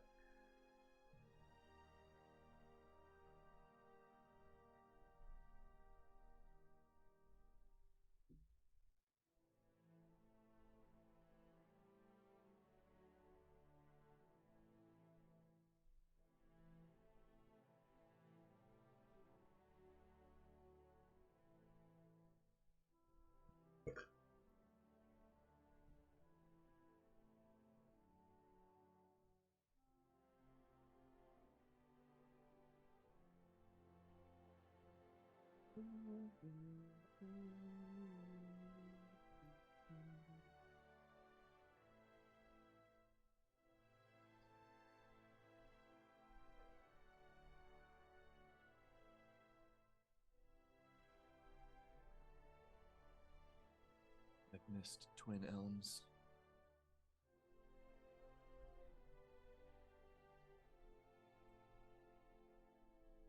Also, the spot where we hit save on BG3, I'm just like, it's been on my mind. I just think it's such a cool, that's such an easy shtick to pull off in a story cinematically, but it's like one of my favorite things where you're having a conversation with an important person, they're about to give you wait, what's that? Like, that's like my favorite thing. It's totally like Chroma Conclave is achieved that way. Like, it's like, I love that vibe of when something's you're about to gain direction and, oh, what's that? Oh, it's a meteor or whatever. Like, love it. Roulette, I do want a tinkering check from you. Wait, one quick thing really quick. You guys I also have adjustments to the way I'm thinking about things in a way that I think is suitable to your favor. But the tinkering check I want purely out of curiosity, because there is as always with sort of these types of things, a nat 20 could get you something extra. So it's worth the roll. Yeah. I'll add my other thing later. Is a nat 20 the only thing I'm looking for? It really is. So it really, all you could do is just roll a d20. If it's a 20, it gets a little buff. If it's not, I have adjustments that I want to make that are basically all in your favor. I will gladly expend at least one spell slot for enhance ability. Very fair. I had yesterday. Yeah, absolutely. Very fair game.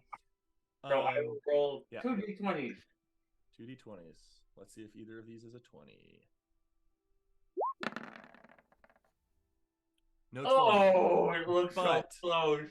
But without spoilery stuff, you had sent me in one of your texts before the text you sent me was your action economy check-in. Like order of events kind of thing? Yes. And basically the whole thing's correct reaction for transform.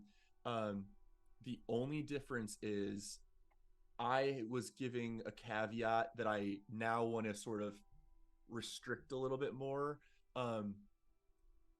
Upon no hit, no damage, obviously. Upon a hit, I just want, if there's a successful con save from her, no damage. If she fails a con save, half damage. So it's not even so it's still beneficial for you to do this string of events, but based on a con save when you do it like that. Beautiful. I'm just gonna write that in the text so I don't forget it. Okay. And it's obviously, I was thinking about it and I'm like, well, how is it even beneficial? Why not just use it on something else? I'm like, oh, but the movement is free movement for that. So it's just, point being is con save is the only change to that. I understand Chance everything to- you guys just said. Chance to avoid damage entirely, or on a fail, just take half. Beautiful. Everything in my life is dictated on this dog's comfort. The pillow I chose to put on my lap, the 2 blankets I'm going to use to cover both me and him. Archie, this is D&D time, not Archie time. No such thing as not Archie time. Literally, who in this world gave him that notion? Who I made feel the exact same about my human son. Look at Archie's head in the camera. He's like, that guacamole you just ate. I want that. Can I have it? You're human, boy. Okay. Little dicky. So where we pick up, which I obviously have to get back to the section I was looking at really quickly. Thinking about what's going on in this little head of yours. It's just I had an egg, but I want something better. An egg. Okay.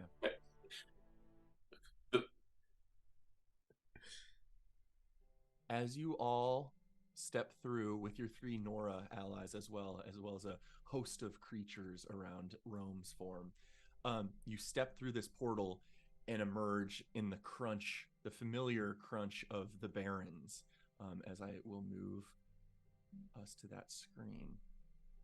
Teleportation. Immediately in front of you, you see the form of the elderly Aarakocra, grayed feathers of the hawk, leaning on his dream staff that is a dream catcher net weave of arcane beads and feathers hanging off of it, and he sort of leans on it to support some of his weight. Good. You have arrived. Apologies for the delay. This is one of the first trees to rebound from the curse of this land. And as you turn around, you see a tree that has shed some of the charcoal ash blackened form of the surrounding trees.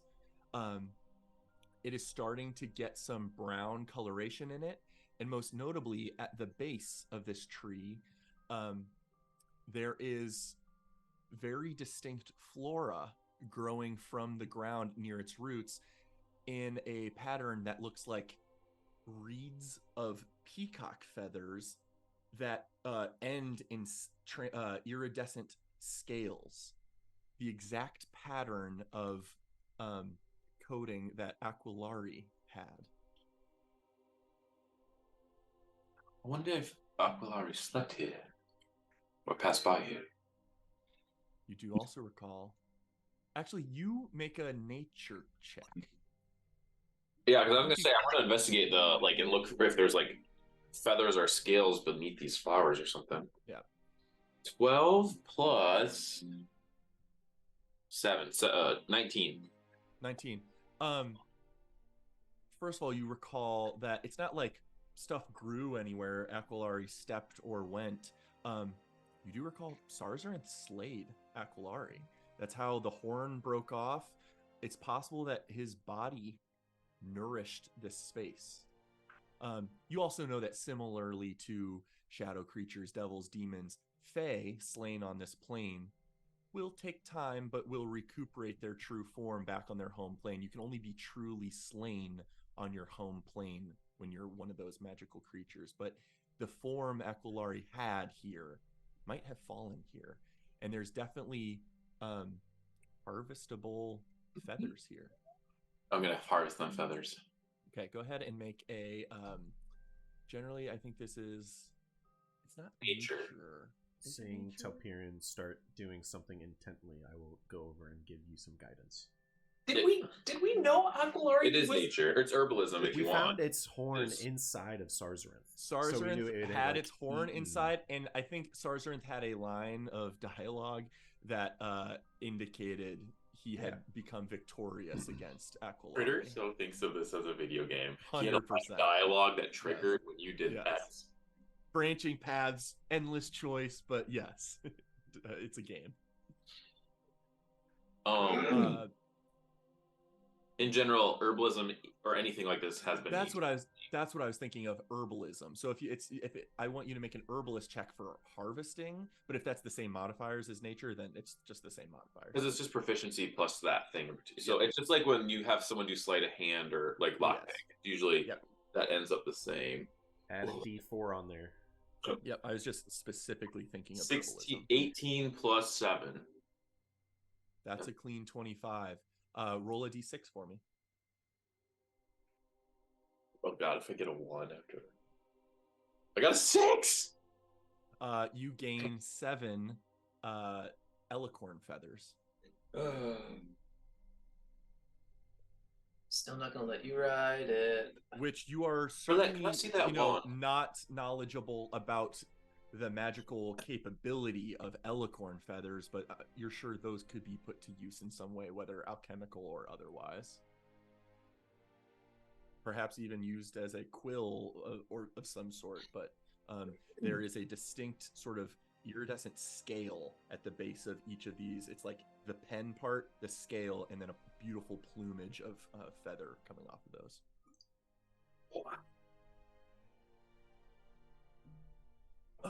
Very well. A few additional faces alongside you. How fares your time at Brave's Respite? And the three Noras will greet Korik, since they did see him briefly when he aided them alongside Beast King Mordecai, escorting them to that location. A few months ago. Many months ago. Very well. If you are all ready, we can proceed to the Citadel, where we have set things up. I think you'll find the area has been cleaned up quite a bit. The druids of elves and Villian alike have been tending to the space at length. Can't wait to see it. Has that been a peaceable union so far? It has been. Your names have all been on the tips of virtually everyone's tongues. You are an easy icebreaker, it would seem, between awkward parties meeting each other for the first time. Things have been cordial, if cold, just in reservation of interacting, but I am encouraged by what I've seen so far. And you are all welcome to begin walking. You're not quite sure how far away it will be. Notably, as you start wandering through the Barrens, although it's not like the removal of the Shadow Curse and Sarzarin's defeat has magically brought everything back here to life, but what it did do was the ash falls have stopped, and the ash on the ground has seemingly been covered up by snow, and there's no longer this dense, opaque fog that's omnipresent in this duration. However, the removal of those sort of weather or general environment phenomenon leave a stark image in front of you, as now more than ever you can see more clearly the endless expanse of destruction of the burning of the Emerald. Before, it was every step you take, you have 60 to 80 feet of visibility. Now it's clear, which is healthier, but almost sort of more severe in your understanding of how much forest was destroyed 3 years ago. But it's not being choked by the presence of evil magic right now. But as you continue to proceed alongside Korik, you're welcome to talk with each other, with him, what you would like. I'd like to spend a good portion of the walk trying to really gather my thoughts and piece together the information into some sort of condensed picture from the dream last night. I think the biggest picture thing I got was Jiri thought Adras, or the being, was walled in, but I think it's actually the container holding in all these people. So I want to try and just piece together so we can have a more, functional conversation later. Are you hoping for a sort of exposition level clarification in particular, or in general? I guess if it's clear that some like a more intelligence-based character would be like, oh, it's obvious pieces are in the wrong spot, I'd be more trying to think about how can we approach this without negatively impacting Jiri too much, because it seemed like the logic approach of put the pieces in the right spot was really hurting Jiri and won't let him keep functioning. How to defuse a Jiri bomb. Yeah, I would say without I want some information to come from you in RP when you describe it to the group, but without sort of covering too much of that. I can clarify that very factually, the two intelligence-based characters were solving a very logical puzzle, and their actions were not wrong to do so. However, your wisdom approach realized that Jiri is resistant, whether consciously or unconsciously, resistant to them solving the problem. And you recognize that solving the missing parts of the puzzle is perhaps less important than catering to Jiri's needs. You also gained tangible information about the personas at play, right, and a loose but fairly reliable idea of timeline trajectory, which is a very meaningful part of insight you uncovered. Right. So there might be things to be made from that in different regards, but you gained a pretty tangible trajectory timeline-wise of the different personas and their interactions with their surroundings. So those pieces of information are fairly reliable, regardless of, you still might not know a way to diffuse a bomb in a way that's least harmful to Jiri, but those are the pieces you got, other than the specifics you'll divulge when you're ready. You're all welcome to continue proceeding. Korik will also say to you, Tobirama, Tobirama, you may seek out Mirage when we're at the location. I made available to him a great deal of incense that I thought might be of use to you, and he had the rest of the components available. Wonderful. So he put them together, I believe, in a single package. Awesome. And I gave what I could, but it might not be as much as you asked for, but it should be sufficient for quite a good deal. I have amazing. And I've got incense all the is less useful. Ready to compensate for all Mirage can handle that part. Incense I found is less useful to arcane pursuits, and more to divine and primordial pursuits. So he was hurting for the ability to procure that, but I was able to provide some. Wonderful. Thank you so much. Of rather high grade quality. But you are welcome to proceed. I'm going to try and change the song playing in the background for your arrival. Anything of note you guys want to discuss before you arrive at the Citadel? I want to chat with Rebecca. I actually want to chat with all three Noras. I want to give them a general overview of global like the waters they're about to walk into, so they're not just like staring at this without any comprehension. If Rebecca's interested, I'll give her a little summary of what happened with that tree. One thing that I'm gonna do with them is say, all right, well, there's something that you all three could do for us. You three are gonna have a perspective that might be a little similar because of where you come from. I want to hear from you all three after the moot what you thought was the most important thing each of the main factions said or wanted. What's your take? I want an outside perspective because the full Wynds, these are friends, these are family. We have interesting things that play with them, and our desires and perspectives are going to be warped as well. So I want your fresh, nor mercenary take. And if you want, you can think too, what is something that you want for Bray's respite, because you're here, you can help us scheme, and we might be able to get. I think in general we think of Force Hollow and making it more secure. But anyway, you have Merlin will purpose here. speak up, not at all because he's the one with the easiest, most vanilla voice to do. That I won't sway between Australian and British and any other dialect possible for me. Speaks up and says, well, right now I think I speak for a lot of us when I say that our number one goal is just protecting our home. Like, that's the number one thing. Like, we are displaced by Durast, like, so obviously they're the antagonist in this situation. We'll lend aid how we can, whether that's at Forest Hollow or in a sort of recruitment effort. Maybe we could recruit along the coast of the Emerin in southern Croatia, gather other wood elven populations to our cause, or fight at your side. Not exactly sure what our involvement will be, but at least starting out from our perspective, they came into our home and we weren't bothering anyone, and they burned it to the ground. They killed Gallus. It's pretty simple from a lot of our eyes.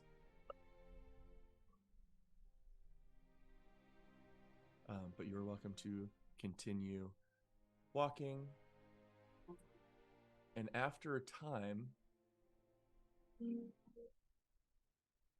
you begin to arrive. You've been walking for almost an hour, crunching through the snow and likely still remaining ash below the snow.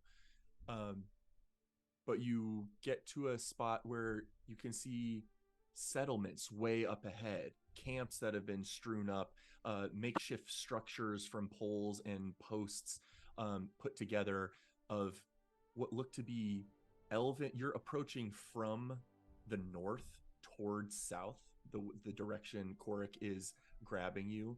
From where the tree was that you teleported to, you're going directly south toward the citadel. You see more elven make encampments further to the east, and Villian of all manner encampments further south and west. So they're definitely occupying sort of different areas around what comes into view to be the familiar form of the Grand Citadel, where you once infiltrated and defeated Sarzarinth. There are hundreds of people here. Elves. You see very quickly, Telperion, that these are not just elves from nearby Mythindil. Other elven cultures from farther to the west have found a way here via magic or extensive travel in such a short time. Similarly, you see many birdfolk in Aarakocra and Kenku flying around, flapping, discussing things with each other. Quite a journey for them to have taken too, unless facilitated by some magic.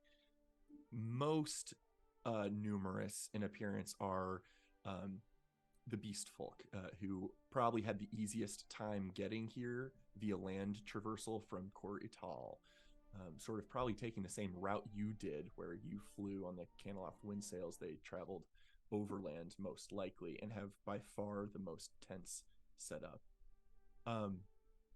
But as you approach, you see the various factions interacting with each other too. Living accommodations, dozens of individuals, and you are able to slowly walk through, led by Korik, some of these sections of areas toward the central citadel. And up some of the first few steps, you immediately notice this place looks cleaner. Obviously, the ash falls being gone are a huge benefit. You can see the blue sky overhead, and that alone is a breath of fresh air. The tree doesn't look necessarily any healthier. It's still a charred mass against the backdrop of the sky. But rubble has been cleared. There's no mud, acid pits, tar-stained ground. It overall looks much better. And you begin to see many familiar faces available in the vicinity. Dude. You approach from sort of the base of the citadel, and immediately see Kinsalo talking to Captain Altari to the left with many birdfolk. You see Minerva and co discussing Yes. to the right side. I need to put Minerva over there. Uvain. You see many Loxodon sort of guarding entrance to upper tiered levels of the Citadel, but you also see many elven archers posted up on various turrets and walkways. This is a very highly guarded area right now, outside of the many, many individuals, Vivian and otherwise, in this region. Let's see here. Yeah, you begin to walk up here, and people will be excited to know that you've arrived. Do take your time getting to get familiar in the surroundings, chat with people you would like to. I'm gonna go let the moot leaders know you are here before your presence is available. Christopher, what is this thing? This wombat looking Beast. thing? oh, that's a dire bear that has like large spikes, like spiked barding on it. Amazing. Not sure if it's a person in a dire bear form or just an actual domesticated dire bear. Could I like do some big jumping and waving to get Kinsala's attention, and then point at Telperion? Who he mistakes as Jiri, who's now like 300 pounds. He will catch your eye, Toby Rama, and immediately clasp Altari on the shoulder, like sort of abruptly ending their conversation and flying over to you. I actually kind of hide behind the rest so he can think that that's me for a sec. He flies over to you first, Toby Rama. He regarded your point, but it comes in for a hug for you Big first. Toby, so great to see you. And the rest of I see what's going on here. Immediately clocks you from behind, whoever you're hiding behind, and good to see you, Jiri. Immediately identifying you as Heavy Telperion. Rats. How have you guys been? It's so good to see you. We've had some experiences since we last were together. You see his mithril bracers being proudly adorned on his forearms. I'll go up and like grip him on the bracer arm and like pull him in for a hug. Yeah, he definitely takes the embrace and brings you in for a hug and lingers for a moment. Very warm embrace. And I'll say to him, he wanted to do a muscular version of me, but I told him this one would be funnier. Makes the real thing even better in comparison. Blush. Also, don't know if you've gotten the chance yet. Your sister's right over there. We've been enjoying each other's company lately. That's horrifying. I think we were some of the first to arrive, actually. Your sister and your parents and some of the other house leaders and stuff, I think, got here like 3 days ago, maybe. Jerry, do you want to tell Kinsalo anything? Like one of the I feel like you got something saved for him. Like, what's the craziest thing that's happened to you? Craziest thing that's happened to Yeah, me. come on, give it to me. I heard you like battled a shadow at this place or whatever. Everyone's talking about it. Not putting it past you guys necessarily. It seems a little far fetched, but again, we that happened. I killed some woodworm single-handedly. What else did we do, guys? Oh, Do I'm none of us cursing have it. any illusion magic to like make things? That's usually very helpful. Yeah, I don't know if anyone has like just basic minor illusion for that reason or anything, but I wish I did. But Kinsalo eagerly listens to your tales, Jiri. It's good to see you, all of you. Telperion, I don't need to grab you right now, but when you have a moment, come grab me. There's someone I think I'd like you to meet. All right, I better go say hi to my sister because she's already take your time. Kill me for saying hi to you first. Have you seen Mirage around? Do you know who that is? Has he been around and about? Uh, Mirage. Do I know him? Tabaxi gentleman, long mane, very, very charismatic. Oh, you mean him? And he just points over to this direction where I don't have anything drawn here, but there's just a simple golden archway with draping purple blowing in the breeze, and as the drapes blow, it doesn't seem to be anything behind it. It's just a freestanding archway. But you guys have seen that many a time in the middle of Corrital, and you know exactly that the Mirage Arcanium is here. Those are the best arches I've ever seen. Yeah, that guy showed up, made his little thing there, and everyone went crazy about it. Have you gone in there yet? No, I actually haven't. We've been running drills with the Auricor. We're not sure how great our presence is needed, if all of us will be needed, how many will stay home. So I've actually been in military mind for the recent weeks. Well, now that your boyfriend's here, we're going to go shopping in there. Jesus. He smiles very excitedly of sort of a knowing thing of, wasn't sure if you would call it that yet or not. But and then I grab Fat Telperion and I'll be like, here's your boyfriend. Perfect. Jiri, let's go shopping a little bit. I'll head in there and see if there's anything that catches my eye. Okay. You guys take your time. Perfect. And then he will fly off. And you are welcome to go talk to whoever.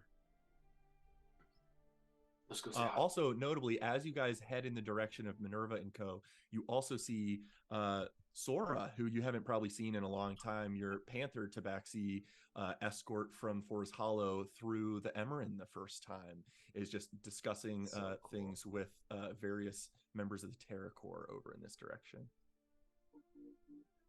But you are welcome to walk over. Korik also flies up toward the top of the moot, or the Citadel, likely the location of whatever grand meeting may or may not be taking place. As Telperion and Roulette make their way to Minerva and them, I will head for the Arcanium entrance. I want to go in there with you, by the way. Toby might get there first, but perfect. That's fine. Actually, I don't need to. Yeah, you guys are all welcome fine. To get there when you want. Oh, there he is now. Done saying hello to your friend. I had to go. Be a bit higher priority, especially with the news I offered. But I had to do damage control for all the conversations you two have been having about me. Yes, those are worth damage control, I suppose. Anyway, how fare your travels? Where have you been? We thought you'd arrived days ago. We thought you'd beat us here. We left to... Do you remember the small town where I met with the Wynds started? Forest Hollow? Yes. We found the surviving refugees who are set up in an Aleolor temple, actually, ruins, and protected by Mythal. And we spent time with them and got some intel, just took out... Oh, I suppose this is news for the moot to hear. Yes, it's been rather adventurous. Few Drastians slain, such and such. Drastian slain. Interesting. Do bring that up to Mother when you end up discussing things up above. She welcomed my attendance up there, but I don't know that I'm needed there. I've been discussing various matters with other house leaders here. Speaking of which, I think House Leader Elena wanted to speak to you all, specifically Rome, the Mythaline. She may be around here somewhere, so she'll be looking for you. Keep an eye out. I guess I've been I can't get away from it, but politicking while I've been here, trying to make introductions to people of import. But bring up the news of whatever you accomplished or achieved when you're discussing with the moot leaders. We shall. But, all right, hit me. What's the news? Oh, yes. Telpir. It is a shame that Talia is not able to be here to tell you herself, because she's currently still studying the ruins further. But we did make a discovery. I asked Talia to replicate the action she took when we first discovered the ruins, where she channeled her connection with Sayanine into the Celestial Gate and triggered some, as my tome reads, dire warning of future foresee, or the way the prose is written. That is how we found out about the regrettable actions of Ezra and Meyerlight that threatened our people. But the phrase in the tome is written, by moon, dire warning of future foresee. At first, I thought the gate's magic could perhaps grant different functions when activated at different times of the day. But Talia has now activated it multiple times. Dawn, noon, dusk, you name it. And each time, it has a similar function, drawing our attention to the nearest threat to our people. At times, this meant beasts stalking the nearby territories that could have broken through the Mythals or other various groups of bandits. But most of the time, the gate always points to the etched map in the relief on the ground, pointing to Austenis in Croatia. That is unquestionably the greatest threat we face as a people, which has certainly helped rally people to our cause even more firmly than before. But that's not the main discovery. The gate's behavior implies that its function isn't changed by time of day, but rather it could be changed when performed by Sunborn Elf versus Mooncrest Elf. The tome reads, by moon, dire warning of future foresee. Moon elves activating it warns us. We've always believed in our culture that our people are more future-looking. We divine glimpses from the stars and to guide our actions. But it also says, by sun, indication of kin present be. This suggests that if you or we can find someone of sun-born elven descent that has a strong enough connection to the Seldarin gods and can activate the gate, it might indicate where their kin are. I don't know in the world we'd find such a person, but it might take only one person with Sun Elf lineage to activate a gate, and it could point us in the direction of where the Sun Elves are. We might not have to find them all. We might have to just find one, as long as they have a connection to Corellin. It doesn't seem plausible, but towards Austenis is actually where one of the last descendants, I think, perhaps, of Alealor known to be. That's definitely something we can keep an eye out for. How do you know this? I've not found anything in my research. Well, when I was in Austenis, there was Lux Monastery, and I think their founder, it's been months since I was investigating this, but their founder, I think, was of Sun Elf lineage, maybe a half elf. Something like that. I'll check my journals. And the founder is alive and able to be discussed with, or I think the founder is 200 years old, so I don't know that they're alive. Maybe they had a child though. But also, I think the monastery there was a book I didn't get to study because of the invasion.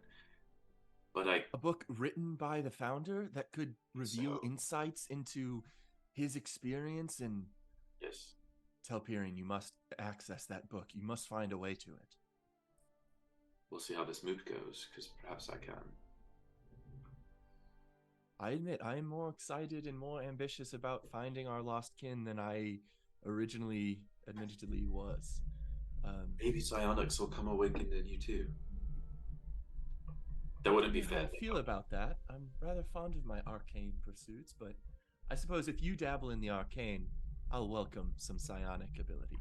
Look at this staff. I've been practicing. Oh, fascinating. Where'd you get this? Dead Durastian. Very well. Suitable focus for arcane magic. Seems to be blessed with some abjuration magic as well. Suitable for training wheels. Roulette can't hold back anymore at this point, and she has 3 different notebooks open. One of which is like Minerva's notes, 2 of which are her notes. So Minerva, I was reading through your notes and I realized that in doing the spellcrafting, it's like painting. You never just look at the whole picture of the paint. You start with just the most basic materials, and I will start ranting. Are you, as you engage her in conversation, are you still wearing the earrings she gave you, or was that the earrings? Yes, you are wearing them. Yes. Oh, Roulette, Yes, we can get into the weeds as soon as you like. Trust me, I'm not putting that off. I notice you aren't wearing the cuffs. You haven't activated the earrings? Oh, apologies. She strides up to you, elegant in her approach, but very confident. And she very gently caresses your ear and sort of squeezes the lobe of your ear. And from them grows a. Did we say the ruby earrings were a gold setting? I don't I think they were remember. gold setting to match your sliver. I think they're a ruby and gold motif. That But sounds correct. I don't a remember. curved elven pattern of ear cuff curls around your ear and extends into the false appearance of an elven ear. They're ear cuffs bound to magical earrings. Apologies, they have no magical function of import other than appearance shifting, but I figured you may have realized that. And she will just do it to the other as well. And you now have not just earrings, but magical elven ear cuffs. Kind of like Amazing. a baby disguised self. Yes. I big blush from Roulette. Thank you, Minerva.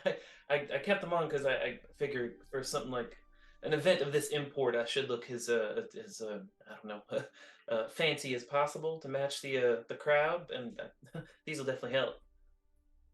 Fair Anyway, enough. so these spellcrafting ideas, I need your feedback on some of the ideas I have, and Of course. Let's dive in. If you have a moment and you're not trying to rush to the top, let's theory craft some. I'll You take guys are like welcome to 10, start digging in. 10, 15 minutes to poke her brain about spellcrafting stuff. I quickly get bored and I say, "All right, my elvish sisters," and I like tap your ear.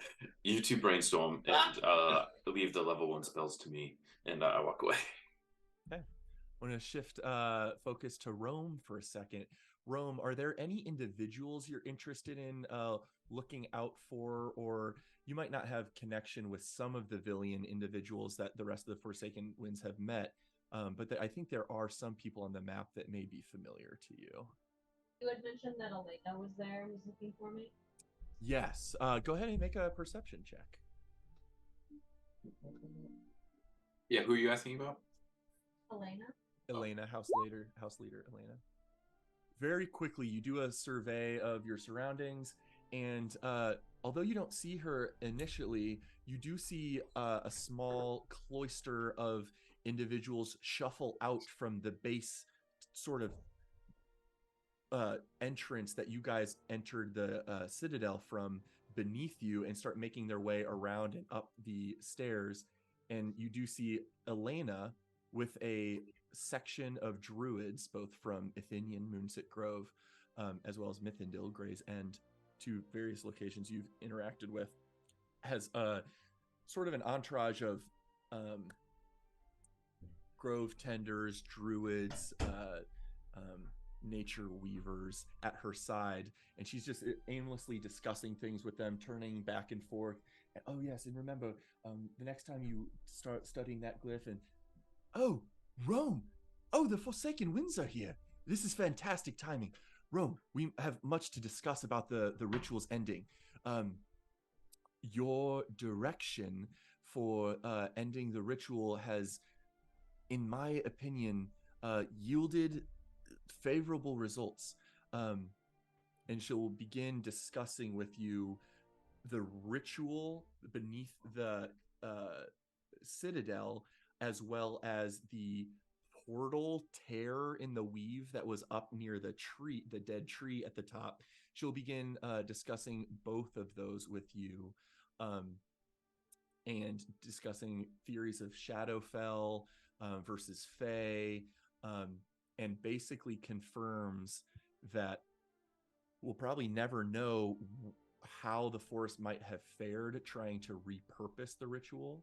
But for now, disrupting the ritual has ended the threat to the immediate vicinity of this place.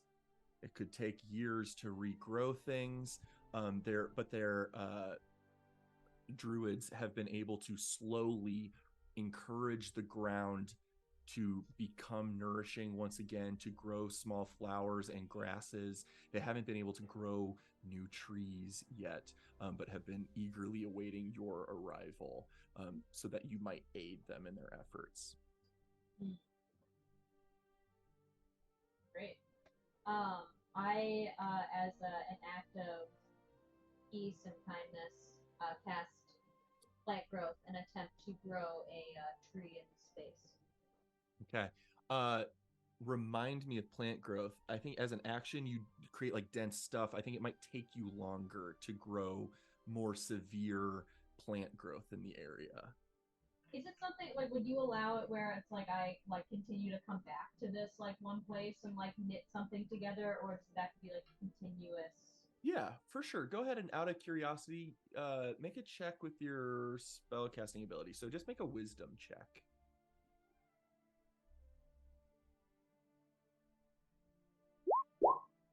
Nice. What are you intending to grow and where in the space? I would like. I'm not gonna like be obnoxious and like plant a tree in this place. I will plant a tree in this spot, in particular, and it'll like kind of like grow up, or like my intention is for it to grow up and around the pillar, and like kind of like around the space, and for like different branches to produce different types of fruit. Okay. You reach out with your magic and up and above and away toward the visage of the looming tree up above the entire space that sort of emanates from the base of the top of the citadel, where you know its roots went all the way to the basement area of where you fought Sarzarinth. You reach out and you sense something encouraging, and you just sort of telekinetically, but through your natural magic, a single leaf falls from the dead tree and lands in the location you had identified. And you suspect you just created something budding there. But nothing appears visually. But you're welcome to describe what you think you accomplished to Elena and her subjects. Elena and her fair followers. I have attempted to replant a grand tree from one that has already passed. It may not look like much, but over time, as I continue to return to this place, I will continue to build the structure as a way of rebuilding and healing this land. So you have felt a connection of natural origin. You are able to gain something from the dead tree. Yes, with death comes life. The nutrients of this dead tree will help to rebuild the living one. Everyone, take the Mythilene's words to heart. Find with every dead tree is an opportunity to nourish the land surrounding it. Don't treat them as lost causes. Treat them as starting point. Kindling, if you will. Use the charcoal to nourish the land. Spoken like a true Ashwood elf. Thank you, Mythilene. I knew your insights would be most beneficial. Of course. As well as, I meant to describe to you in detail, the tear at the top of the citadel is no more. It does not exist anymore. There's no shadow magic seeping from it. And I suspect that with whatever Dark Terror's disappearance, that tear was able to slowly mend. At least that is what we've come up with. We've detected no semblance of dark energy fouling this place any longer. There is death everywhere, but no longer the presence of undeath that oppresses the land. So can I inspect the like scar, so to speak? Is there like evidence that there's a like scar in this area? You will be able to perhaps you will need to perhaps ask the moot leaders for permission to access that space. I know they are expecting your arrival eagerly, so you'll certainly be welcomed up above. But just know there is a crowd of people at the moot leader's side currently engaged in conversation, as they have been for days now. But go engage them when you are ready. I'm sure they will let you take a look. I will. Thank you. Thank you, Mithalie. How about Jiri? What are you up to? I'm gonna go check out this big dog thing.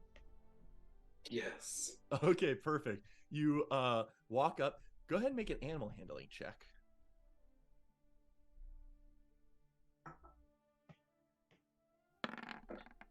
Hey, That's right. a That's 4. right. You walk up a little too brashly and letting your curiosity drive your footsteps forward. You don't sort of show the correct gait in approaching a dangerous animal. And so as you approach, it's sort of leaning on its paws, eyes barely open, and Hi, And I'm it- John Jerry. Nice to meet you. it sort of looms over you, standing like 12 feet tall in this form. And you know, if it was on its hind legs, it could probably reach well over 16 feet or so. Very large creature. It sniffs you, and then its sort of bones snap and crack, and it retreats and slowly morphs smaller into the form of an Ursine humanoid. Definitely looks like a werebear, but a little more humanoid, like an actual bear humanoid race, not necessarily someone afflicted with werebear lycanthropy. But stands tall and says, "Oh, you're that guy. I think I let you through the gates once. My name's Technert. I'm one of the gate guards in Corrital." Oh, I thought you were a giant dog thing, but you're still cool. Hey, Sorry, my instincts and my shape sometimes overpower my natural inclinations. yeah, I'm a big fan of that transformation that you got there. How'd you learn how to do that? I was born with it. A lot of Villian that are various races can just naturally shift into more complete animal versions of themselves. I'm sort of like the Beast King, and then I got lucky that my natural form I can shift into is a dire form, much more imposing than a simple cave bear. Well, you must know a lot about animals. I got a hypothetical question for you. What animal is best at killing wolves? Best animal at killing wolves. Feels like a touchy subject to ask.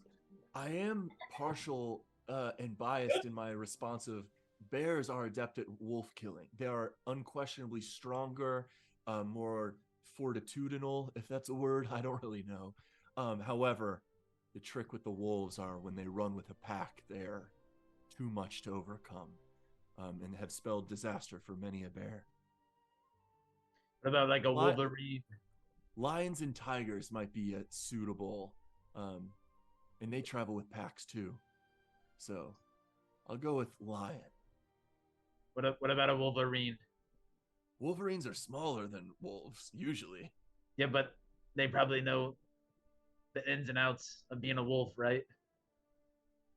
Do you think Wolverines are like wolves just because this beginning of the name sounds the same?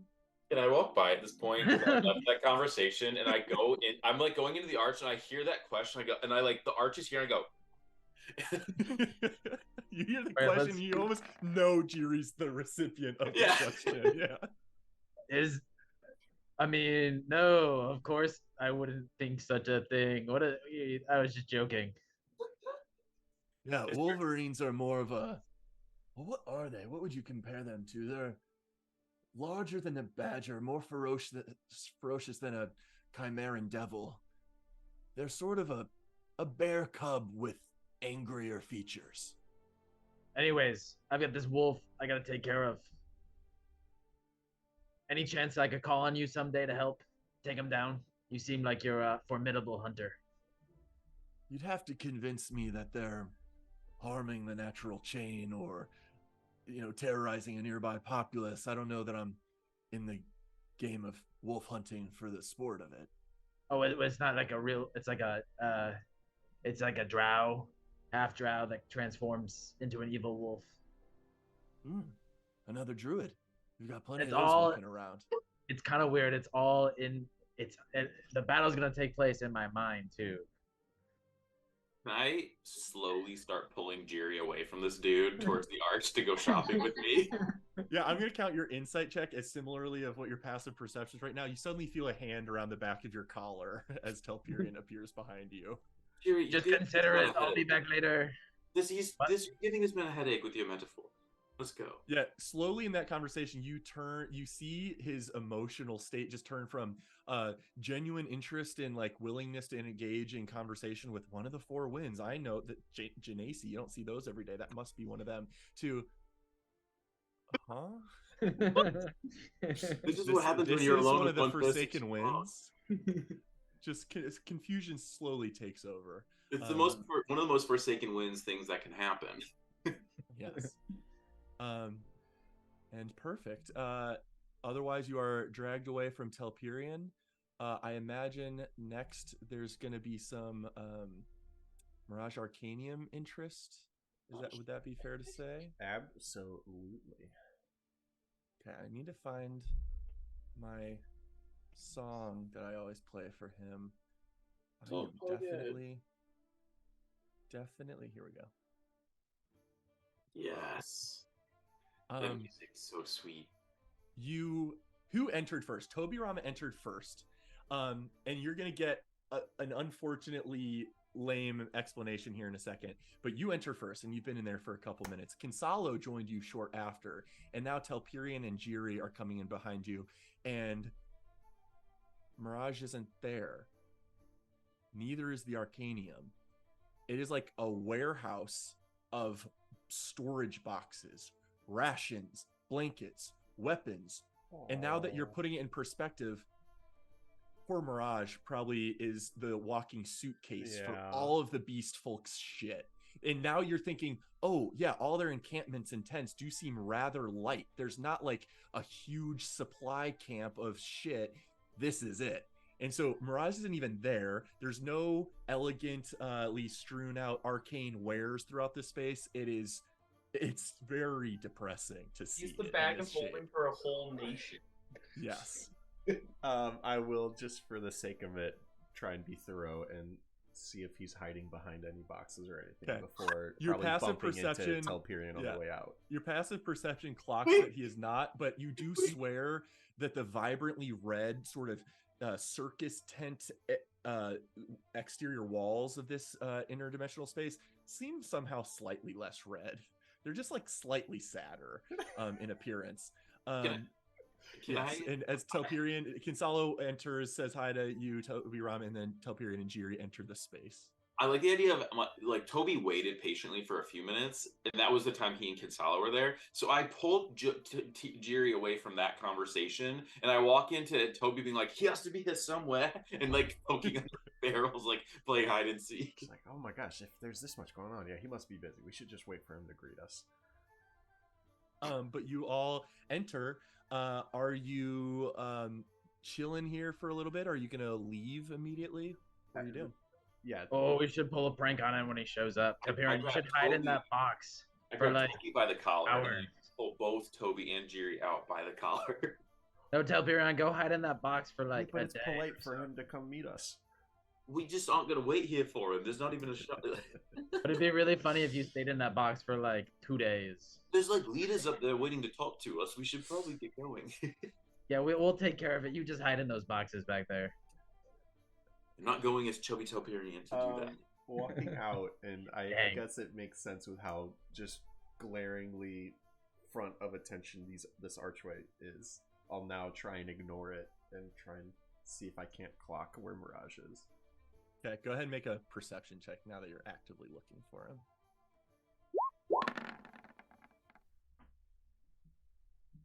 26 is so high. Obviously, you're going to see something.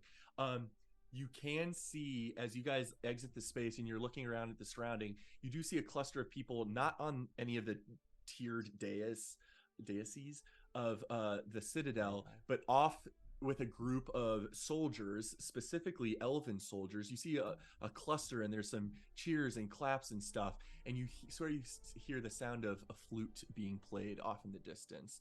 And you do see the bright red mane of your familiar good seller, Mirage. I will lead the way over to him. And you're welcome to along go. the way, be saying to Consalo, that it's way. normally like this. I mean, Telperion, you saw it. Like, it's usually this grand display, so I don't know what's going on, but...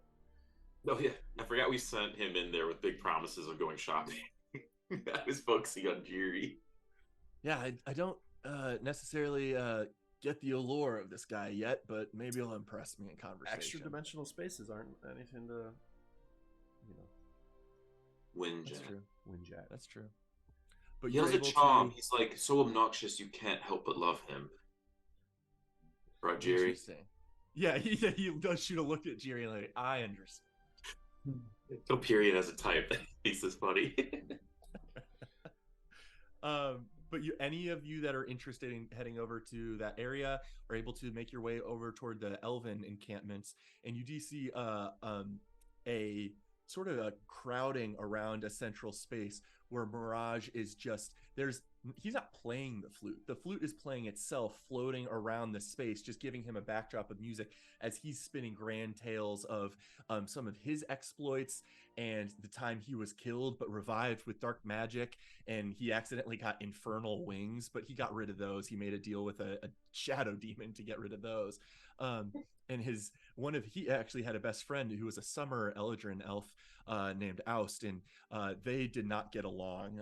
They were friends for a time, but they kept using their magic in very antagonistic ways at each other, just spinning these grand tales that no way they could possibly be based in reality. But it's definitely drawing a crowd, and then he sort of ends it with a conclusion of, now remember, my newfound friends, should you be interested in the villain make of the weaponware that we have available, this one can charge you a discounted price on the weapons. For you only. I'm sure your elven weapons are fine enough, but should you wish to see what we have to offer, this one can make them available to you for the right price. Thank you very much, all of you. Your attention is appreciated. It was wonderful to make yet more acquaintances, to come and view the Arcanium in Koritao when it is back up and running in full. And if you'll now part ways, some of my favorite customers seem to be pushing their way through. The Forsaken Winds, everyone. I want to nudge Jerry. Jerry, there's your crowd right there. Did you want to go warm someone up or something? No, I'm in chubby Telperion mode, and I'm gonna be like, no, come on, let's pull a prank on Mirage first, then I'll tell some stories. Oh, go for it. You go be me. I'll hide behind this other elf. And I'll go up to Mirage. Hey, Mirage. I mean, what's Telperion voice? Sad British. Vaguely British. Sort of muted British. What did MK say? Vaguely. Vaguely. I'm trying so hard. Just vaguely European is my favorite description of voice. Mirage, it is I, Toby Rama. As you can see, I've let myself go as of late, and I'm needing of a potion or something to help me out of this situation. What could you offer me? I can't believe you said Toby Rama. Yes, this is the perfect opportunity to describe to you some of my tonics and potions. And although I do not have everything with me, I suspect I have something for you. It is a tonic that specifically air genasi are allergic to. You wouldn't be an air genasi, right? Like there's like sweat like dropping down his like. This one knows that no matter how much weight Telperion adds, he would not sweat like that in this conversation. Nor is his name Toby Rama. So this one has suspicions. It's really hot in this armor. But if you are an air genasi, the tonic I have in mind may make you turn into bubbles and separate entirely until you are many minds floating endlessly in the sky until you pop. But that would not be the case for you, correct? Yeah, I gotta keep this bit going. Go ahead, give it to me. Very well. You have called my bluff. I do not have such a tonic because no such insane tonic exists. But maybe I have something for my friend Jiri. What do you say? Yeah, he'll de-transform and be like, "Hey, Mirage, just pranking you as always." For someone that is so likable, you have a lot to learn about the ways of sleight-of-handed deception. Oh, maybe you could teach me someday. Oh, this one would be honors. But he is an honorable citizen above the law. He does not participate in any shady business deals these days. Of course You must not. Me understand. Anyways. Very well. Wait, hold on. I see you've got a flute there. I recently learned about somebody else that plays It flute. is my focus. I don't go anywhere without it. You ever meet somebody who is a red salamander named Meko that plays the flute? Have they traveled through Koretal in the past? I don't know. Maybe. I cannot say I have. There are salamander people that live in the, I believe, Shar Moa, the westwardmost of the Shars, just west of the Chimeran Desert. There are many salamander folk that live there, but I don't think I've met this Meko.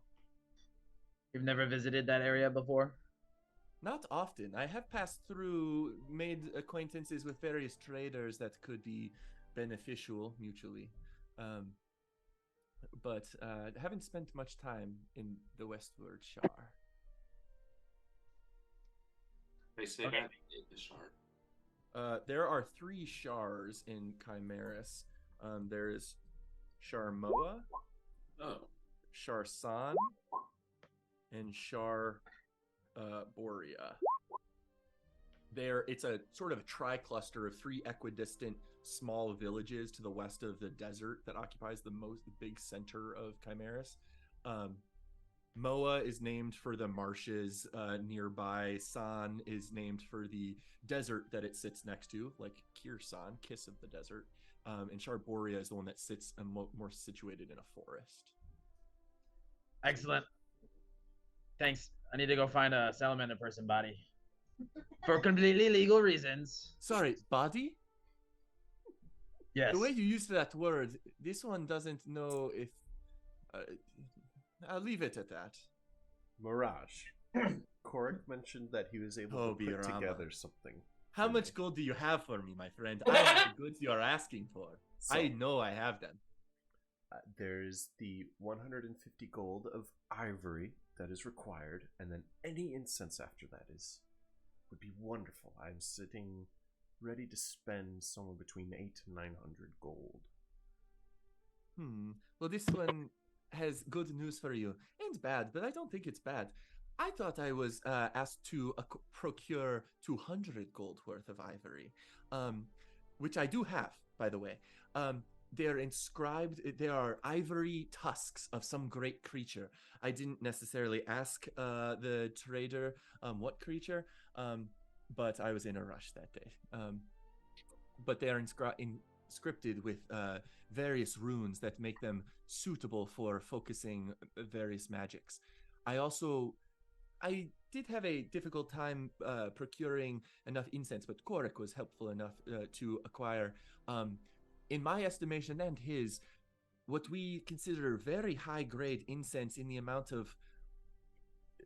You know this one. Mirage is past the point of wanting to overcharge the Forsaken Winds. You spend more gold with the Arcanium than most. I am charging you at cost. So believe me when I say it is a true value of 650 gold worth of incense. For the lot, I will give you a small discount since you are expecting 150 on the items. 800 total will buy you the ivory you need, as well as 650 gold worth of incense.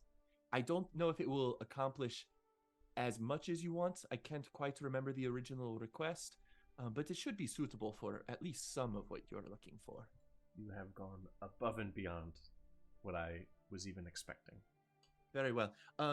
Hold this for me, and gives you his sword and pulls his flute to you and hands you those.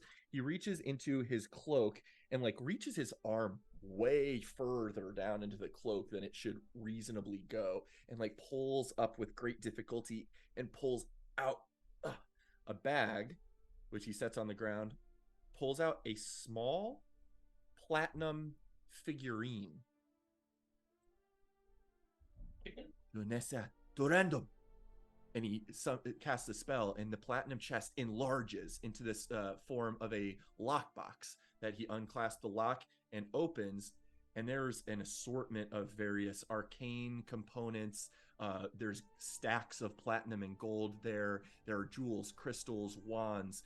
It is a traveling secret chest that he is able to store very easily. And very quickly, he pulls out 4 rods of very delicately hewn ivory that have inscriptions along the length, as well as a sort of cylindrical bundle of incense sticks. And it is quite a lot of them. It's probably a 4-inch diameter bundle that contains a lot of incense. Mirage, how many of those boxes do you have in your pockets right now? Carry the one. Many. This one has to put the goods of the Arcanium somewhere, with these militaristic fools occupying my entire space. But this one's part of, contribute to the cause, what have you. Speaking of contributing, Toby, what's all that spell pieces for? What are you going to do with it? Very, very powerful divination magic. They will help me learn. The ivory, luckily, will not be consumed. The incense is burned up in the process, but it lets me learn a great deal of information about an object or a person. All right. Well, here, I don't ever have to spend money on gold, so I'm going to give you 150 towards this. Thank you, Telperion. Seeing as all I ever do is need to buy weapons. I will then produce 30 platinum and 300 or 500 gold, but 150 of that supplied by Telperion. Okay. Perfect. And that actually frees me up. Do you have any readily available potions? Nothing crazy. I've just got this ring that I haven't been able to utilize in some time. Hold this. Shoves the chest in your into your arms, in which you realize, holy shit, this businessman just shoved probably thousands of gold worth, probably tens of thousands worth of arcane shit into your arms. As he pulls out into a different pocket looking for a different small chest, and he is able to procure a different chest. I am currently looking at his inventory.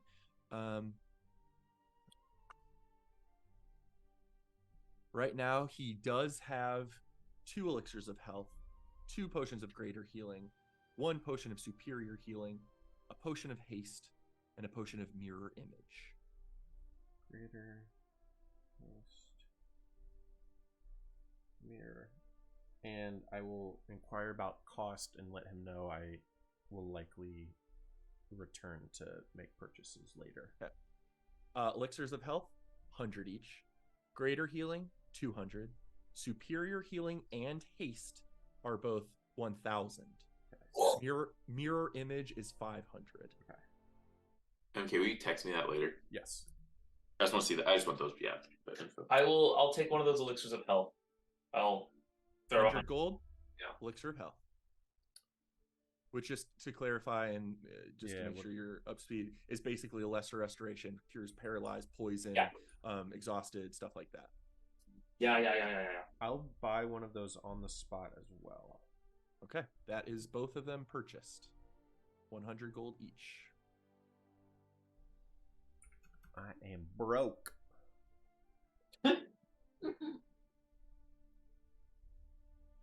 Perfect. Unless there's anything else, this one hasn't made the rounds to all the encampments yet. This one is hoping that the elves, that, and looks at Telperion, that they're not gaudy at all, but certainly appreciate finer quality of things, have some coin to shell out in this place. No one is buying anything. It's almost like leisure spending is not on people's minds. It should always be on people's minds. My God. The elves are fond of trading more than spending coins, so being amenable to receiving exotic elvish fare from the Emerald. If a wink. A story behind each item. Perhaps this will alter this one's strategy and how he engages in these negotiations. And think of what those would sell for in Corrital. Think of the political boon if the objects of the other nations were seen as exotic and fair to acquire. Think of how important these negotiations are. Not your nonsense with the moot. Me getting coin out of these elves. Very well. Thank you, Telpiri. Mirage, Jiri, my friend. you got anything? I think I've asked you this before. What's the price of that thing that makes it so that I don't die if I fall? The price of the thing that makes you not die if you fall. Are you referring to, like the spell of Featherfall? Yeah. This one thinks he does have a Featherfall scroll. Hold this. Shoves another chest of so much gold worth of value into your arms, and gets a third chest out, enlarges it, pops it open. So many rolled up, coiled rolls of spell scrolls in this one. This one, let's see. Tier 1 magic, Featherfall. I have actually 2 of these, should you be interested. 75 gold each. Thanks for the present here. I don't think I need a Featherfall scroll. And he'll start You like see backpedaling. Mirage's nose turn up, but you all go ahead and make an insight check. Oh. No, Jiri. What? Jimmy's trying to slide off of the treasure chest. Oh yeah. Mirage, his face composure changes, his nose turns up, and he's eyeing you. You're not sure what his demeanor is. If he's thinking, how dare you ask something for free, or he's eager for you to challenge him in negotiating.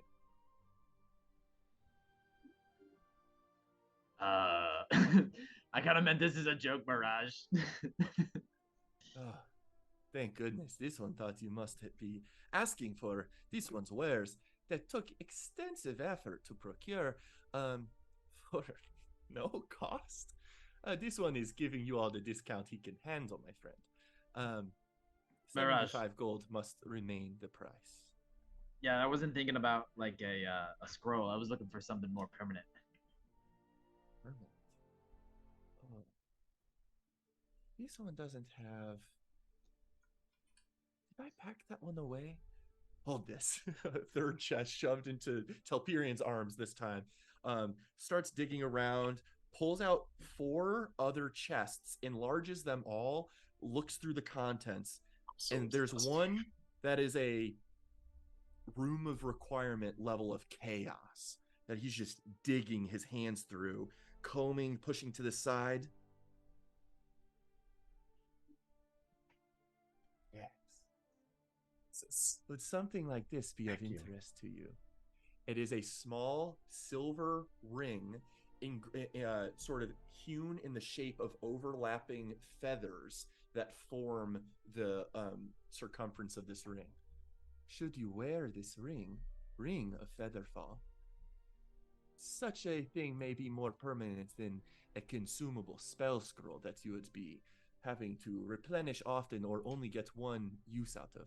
The only problem is, this one knows from personal experience, you have requested at length before, you are not a fan of occupying your mind and attuning to various things that require your attention. This does require attuning to it. Is that something you're open to? Oh, no. My mind is kind of full at the moment, unfortunately. This one finds there is often a trade-off with magical effects. There is convenience that is consumable, or slightly more effort involved for something permanent you are looking for. How much is the ring? No one has bought this. This one wasn't even displayed in the Arcanium because people aren't jumping from cliffs every chance they get, surprisingly. It wasn't beneficial to people. They're missing out. This one could let this go. It is rather rare magic. It did take a while to enchant. Tuning This one will let this one go. It pains me to say. Only 1,200 gold pieces. Yikes. That is, it probably took double that to create. Mirage, I don't think we're not as rich as you think we are. Well, this one has benefited from your riches in the past. This one has no idea what you are able to procure in the last 2 weeks since I've seen you. How long has it been? Well, we haven't made money in a while, so why don't you hold on to it, and we'll be back for it. Drop 1,200 in his hand. Wait! Thank you, Telperion, my friend. 1,200 it is. Here's the ring. Telperion, go ahead and make an insight check. My forte. 3 plus 0. Okay, perfect. Telperion, I was in the middle of a negotiation right there. That was a tactic. I'm too bad. But Telperion acts with decisive action, and this one appreciates it. This one wasn't at all willing to negotiate as Jiri was walking away to unload something he's never been able to sell. Not at all. You gonna roll me like that, Mirage? No, I offered you a fair price, a discounted price. This one appreciates your investment. Here, have 50 gold back. Plucks a few coins. Amazing. All right. What about you got like any Bless you. any presents? I need to get Roma a present. I found out she's my sister recently. What do you think she's interested in? Do you think she doesn't seem the jewelry type? She doesn't wear very much metal. Although that mithril necklace around her neck might be something I'd be willing to trade for. Looks rather expensive. I disagree. I think she wants a gemstone with a claw on it. You got anything like that? Clawed gemstone. Give me some time and I might be able to search for something. I don't know that anything I have packed away suits those requirements, but I will look for what I can. All right. We'll be back. Any type of effect, attunement, no attunement, defense, offense, utility. What do you think would suit her fancy? She likes to transform into beasts, so I want to make her like her transformations more empowering transformations. Yeah, such magic, of course, exists. This one just doesn't know if he has ever catered to that market. He should be. We Villian kinds shift shape all the time. How has this one not invested in this market more? Thank you, Jiri. This has been enlightening. I will see what I can do. Mirage, she turns into this giant, like, dinosaur thing. You should see it. Do not know what that is. Okay. How would you describe it? I don't know. Imagine like a chicken. Chicken. Not exactly terrifying, but could be useful for blending into a mundane environment. Get rid of the beak and the feathers. Ugh, give it a mouth. Gross. Make it like 100 feet tall. Jared, don't you have a speech to be working on? Oh, that is different. Very fascinating. I will see if I have anything that can suit a shape change of such you speak of. Gentlemen, should we start making our way up these stairs? Mirage, wonderful to see you as always. I'm just wondering, the moot folk are waiting on us. Of course. Good to see your scarf still adorns your side and hangs loose. Not only a fantastic fashion accessory, I hope you have found some use from it. Oh, it's been a wonderful tool in the toolbox. This one is very glad to hear it. Nothing this one sells is cheap in cost or functionality. Always worth it. I'll start making my way up the stairs. But as I do that, I will take New Moby off my hip. I am going to cast Enhance Ability on it. Owl's Wisdom. And as we're like by one of the railings or something, Do a quick perimeter and keep an eye out. Second you see anything, come back to me, and I'll just like roll it off the edge of the balcony. You roll it off and you see it fall. And moments later, you see a fluttering, winged dragonfly winged or No, something different. I don't. So Okay. if anyone's perceptive enough, as you see it roll to the edge, um, it transforms into what literally looks like a miniature version of Alfie Prime, into a tiny little Oh. spider. It has 6 total legs, and I'm using a spider for this one. Got it. So it will just crawl over the edge and just start walking along the wall to do a Those little very perimeter check. fine needle point legs, allowing it to very easily scale every corner and vertical surface of this area, and it is scouting for you. Go ahead and just give me a perception check with advantage for the course of its scouting. It's just a base D20. No mods. Damn. Double 18s. Take it. Very, very cool. 18. Damn. It goes off as little mini Alfie Sentry. Moby 4, technically. Gee. Moby 4. Perfect. Was Moby 2 a horse? I don't remember what Moby 2 was. That's Yes. correct. Moby 2 is absolutely a horse. That I think is in Durastian occupied Ostennis still. I forget. Because I think Okay. you left him there when because you didn't take the horses back to Force Hollow. So Moby 2 exists somewhere, or is horse meat. We'll see. Are you guys heading in a particular direction? at To the this top. point? Take me to the top. Take me to the top. Everything is not. As you approach, I meant to move Mirage's token down to the right, but he's not there. As you guys approach, the Loxodon elephantoid humanoids are very resolutely standing and watch you arrive, look at each other, and nod and allow you passage. And you're able to scale the steps and eventually make your way into the central area where you once fought a bunch of dark dryads, saw the shadow scar tear in the veil. A lot has happened up here. And notably, the looming shadow of the tree, it still occupies most of your view, but now you can see blue sky past it, and ash is not falling from its branches or being disseminated out to the rest of the environment like it once was. But as you approach the middle, I definitely want to change the song for this.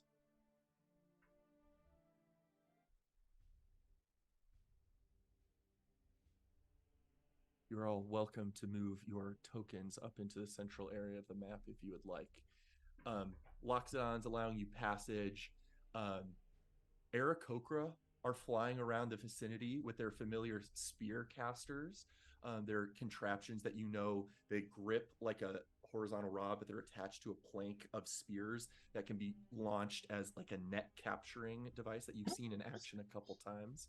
There are elven archers walking the perimeter on the very edges with their dexterous feet, sort of allowing them very graceful movement from such a high vantage point.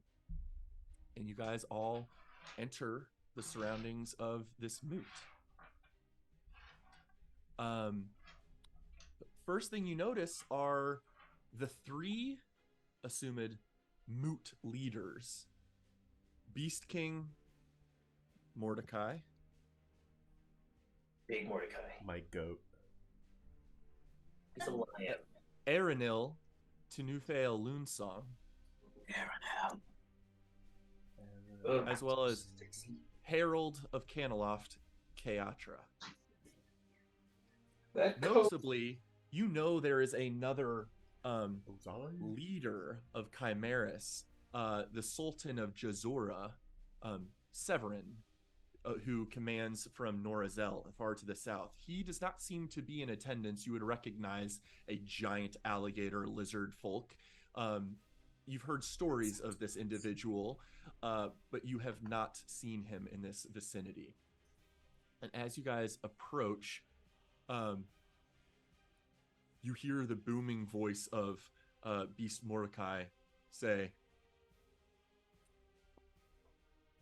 Fantastic. The Forsaken Winds arrive. Not a moment too late. Our unlikely catalysts in what could prove to be an era-defining alliance. I welcome the Forsaken Winds. Please come join us. Welcome, Prince Telpiri, Ja Jiri, Mithaline Rome, Lady Ralette and Lord Tobirama. It is good to see you all in good health. As you guys sort of approach, one of the nearest individuals able to greet you is actually your father, Telpirian. Off to the right side, Verdant Lord General Mathros breaks from formation a little bit to welcome you with an arm clasp and nods to the rest of you. Welcome, my son. It's good to see you arrive. Good to see you, father, mother. Forsaken Winds, would you do us all the honors of describing to us any news you have had? Am I correctly informed by House Leader Elena that after your work in clearing this land of its shadow terror, you also ventured back to Durastian-occupied Forest Hollow? Would you mind recounting the results of your scouting in that area? How fared the populace? Toby? Well, it is good to report that the previous residents of Forest Hollow are still alive and well. They have begun to set up a sustainable environment in the ruins. And further scouting and reconnaissance revealed that there was still a heavy influence of Durast in the town. One of their thanes and several of their reavers and have since been dispatched. And the current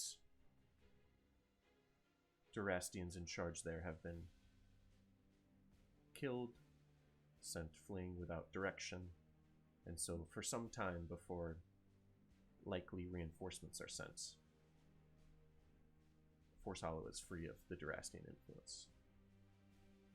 Sawet, the Owlin individual near Keatra's side, Says, they engaged without direction or protocol.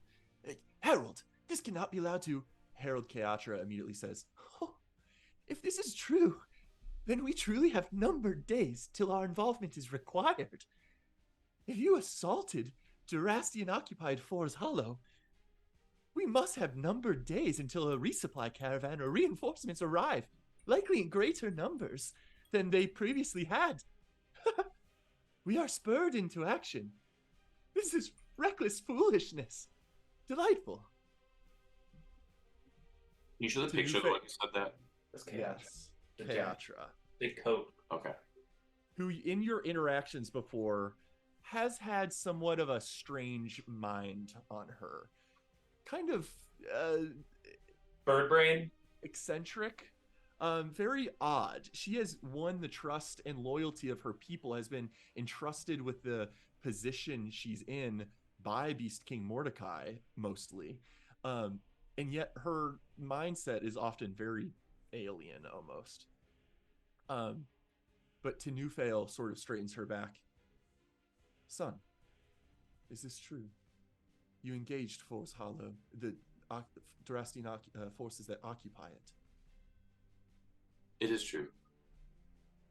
There was a small corps of refugees from Force Hollow who had been scouting. Along the way, we found a village of wood elves. Some of them traveled with us. There was perhaps a chance that they had taken a wood elf who could have led them into the mythals that protect the ruins where the refugees have stayed. So for their safety, and because they already had engaged, we went in to try to save their leader. There was also Bugbear or Goblin. There was an alliance that had been formed too. So Tenuous alliance. tenuous alliance with Knowles as well. So there was enough chaos going on that we were able to get in and just kill their leaders. the condition of the town is beyond pathetic. There's very little remaining. What they didn't destroy has now also been destroyed. I also don't venture full excuse for the contact, but very few intelligent, capable people were able to. None survived, and there was just chaos everywhere. And I don't think it's worth their return. But we do have a letter from the Thane who was running that encampment, and we have intel of a meeting to happen in a nearby city unrelated to our involvement there. But anyway, my point is, we were not clearly seen, nor did we bear any much It was identity. a mostly successful attempt at extractment, with some Verdant chaos Lord sown General. along the way. Tenufail regards your father, Maethros. Verdant Lord General, your assessment? Telperion, I don't blame you for wanting to aid, people extract allies. I'm not reprimanding you, but it is imperative that communication take place in all future endeavors, as he regards the entire crew here, not just the Forsaken Winds. We can. No, you just muted Crit. Fuck, sorry, Crit. I muted on accident.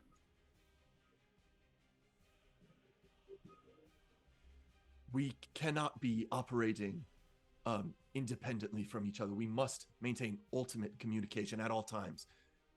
If this alliance is to be officially formed, we are becoming one.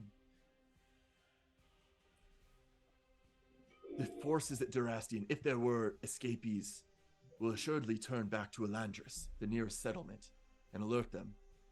Depending on Durast's mindset, they may abandon Force Hollow as a worthwhile venture, or they might, in bitterness, emphasize their power and take it back with an exceedingly large force. Perhaps 2 or 3 times the number they previously held. We can conservatively expect another battalion of reinforcements may retake the town, and based on time of travel, I anticipate a force may arrive in Force Hollow in no less than 2 weeks' time. To all the Forsaken Winds, we have been discussing that should we be able to take Force Hollow, it presents an optimal staging ground for our first foray into this warfare effort by means of taking Elandris. From this point, it seems we must quickly stage Force Hollow, beat Durast there, defeat reinforcements if they come, and perhaps gear up for assaulting Elandris and taking it back. Beast King Mordecai says, indeed. A critical, necessary next step. Taking Elandris. Prince Telperion, you mentioned a letter. Please, if you are willing, hand that to Sawet, our major tactician in these warfaring efforts. I'll take out the note and hand it to him. Sawet kind of has a bitter expression on his face. He's never been a warm individual. Indeed, judgment of actions aside, we have limited time to make moves. Therefore, I would like to take a moment to discuss the resources our alliance has available to it. The actions of the Forsaken Winds have aided Villian kind and earned the respect and support of my Seneschals of Land and Sky, Dinah and Korik. Respectively, the branches they advise, the Terra Corps and the Aura Corps, are available. And then he looks to Tenufail, and she says, indeed, they've also earned the involvement of the Ithilwinge, who have remained in seclusion for admittedly too long. Through no small emotional effort, and she sort of looks toward the bird folk, we seek to move through and past the conflict we may have shared to protect our shared lands in the face of this Durastian threat, especially in their current occupation of neighboring Creatia. We contribute the Selethar Rangers in their extensive force under Verdant Lord Maethros Loonsong. Indeed. Additionally, you have all braved the climb to the metamorphized home village of Inawe speaking with Aulathir there, aiding them in a quest to quell the desecration beneath their mountain. For this, Aulathir asked me to pass along something that they promised long ago. He takes from Dinah, his seneschal of land behind him, a long wooden box. I believe General Mathros may agree with me that it is strong practice in militaristic organization to designate formal positions of authority to prominent leaders in any army or alliance. The 5 of you have earned an impressive reputation amongst our people, but many have not seen you in action. We intend to promote you to positions of prominence in this newly formed United Kin Army. For this purpose, Aulathir has bequeathed to me a series of blessed crests, which contain great power and will designate your position in our lines. It is my request that you honor Aulathir and all of us by taking a moment to select one of these soul crests that resonate with your spirit. He strides forward, opens the box, and you see displayed a series of 10 magnificently beautiful, flawless, golden luminous crests carved from likely some great golden beast. They depict various engravings and patterns and designs and motifs. And to conclude today's session, I would like all of you, before next session, to get into your character sheets, open up the feats and add a feat, and search the word crest. There are 10 options, and there's only one crest per each of its type. Do we have to fight You each other? you guys can decide amongst yourselves in text threads and what have you who gets what crest. But this functionally will promote you to a formal position in the United Kin Army. Is there one for all of us 4 wins, or do we each get one? You each get your choice. There are 10 options. You each get to pick one for your character. There's the crest of the Bravura, Conduit, Dragoon, Magus, Marshal, Mystic, Paragon, Savant, Tactician, and Vanguard. Formal promoted positions that you will take in the United Kin Army. That's awesome. Do So you get And you all level up to level 10. oh, big news. Ending a little ahead of the 4-hour mark, but if we got here, I wanted this to be the opportunity for you guys to spend a week looking through these crests, pick one, and you are permanently going to gain the benefits of this mini feat, let's call it. That's so cool. Take your time digging into it. Apologies for a little extra NPC talking at you guys, but next session we'll get into the details of what do you want your roles to be in this army? Where do you want to be placed? What do you want to do? What do you think are good avenues for moving forward in the war? Let's all look at a map together and decide things. Sitting here with the members of the Moot. The Moot has officially begun now that you've arrived, and true discussions of direction are happening.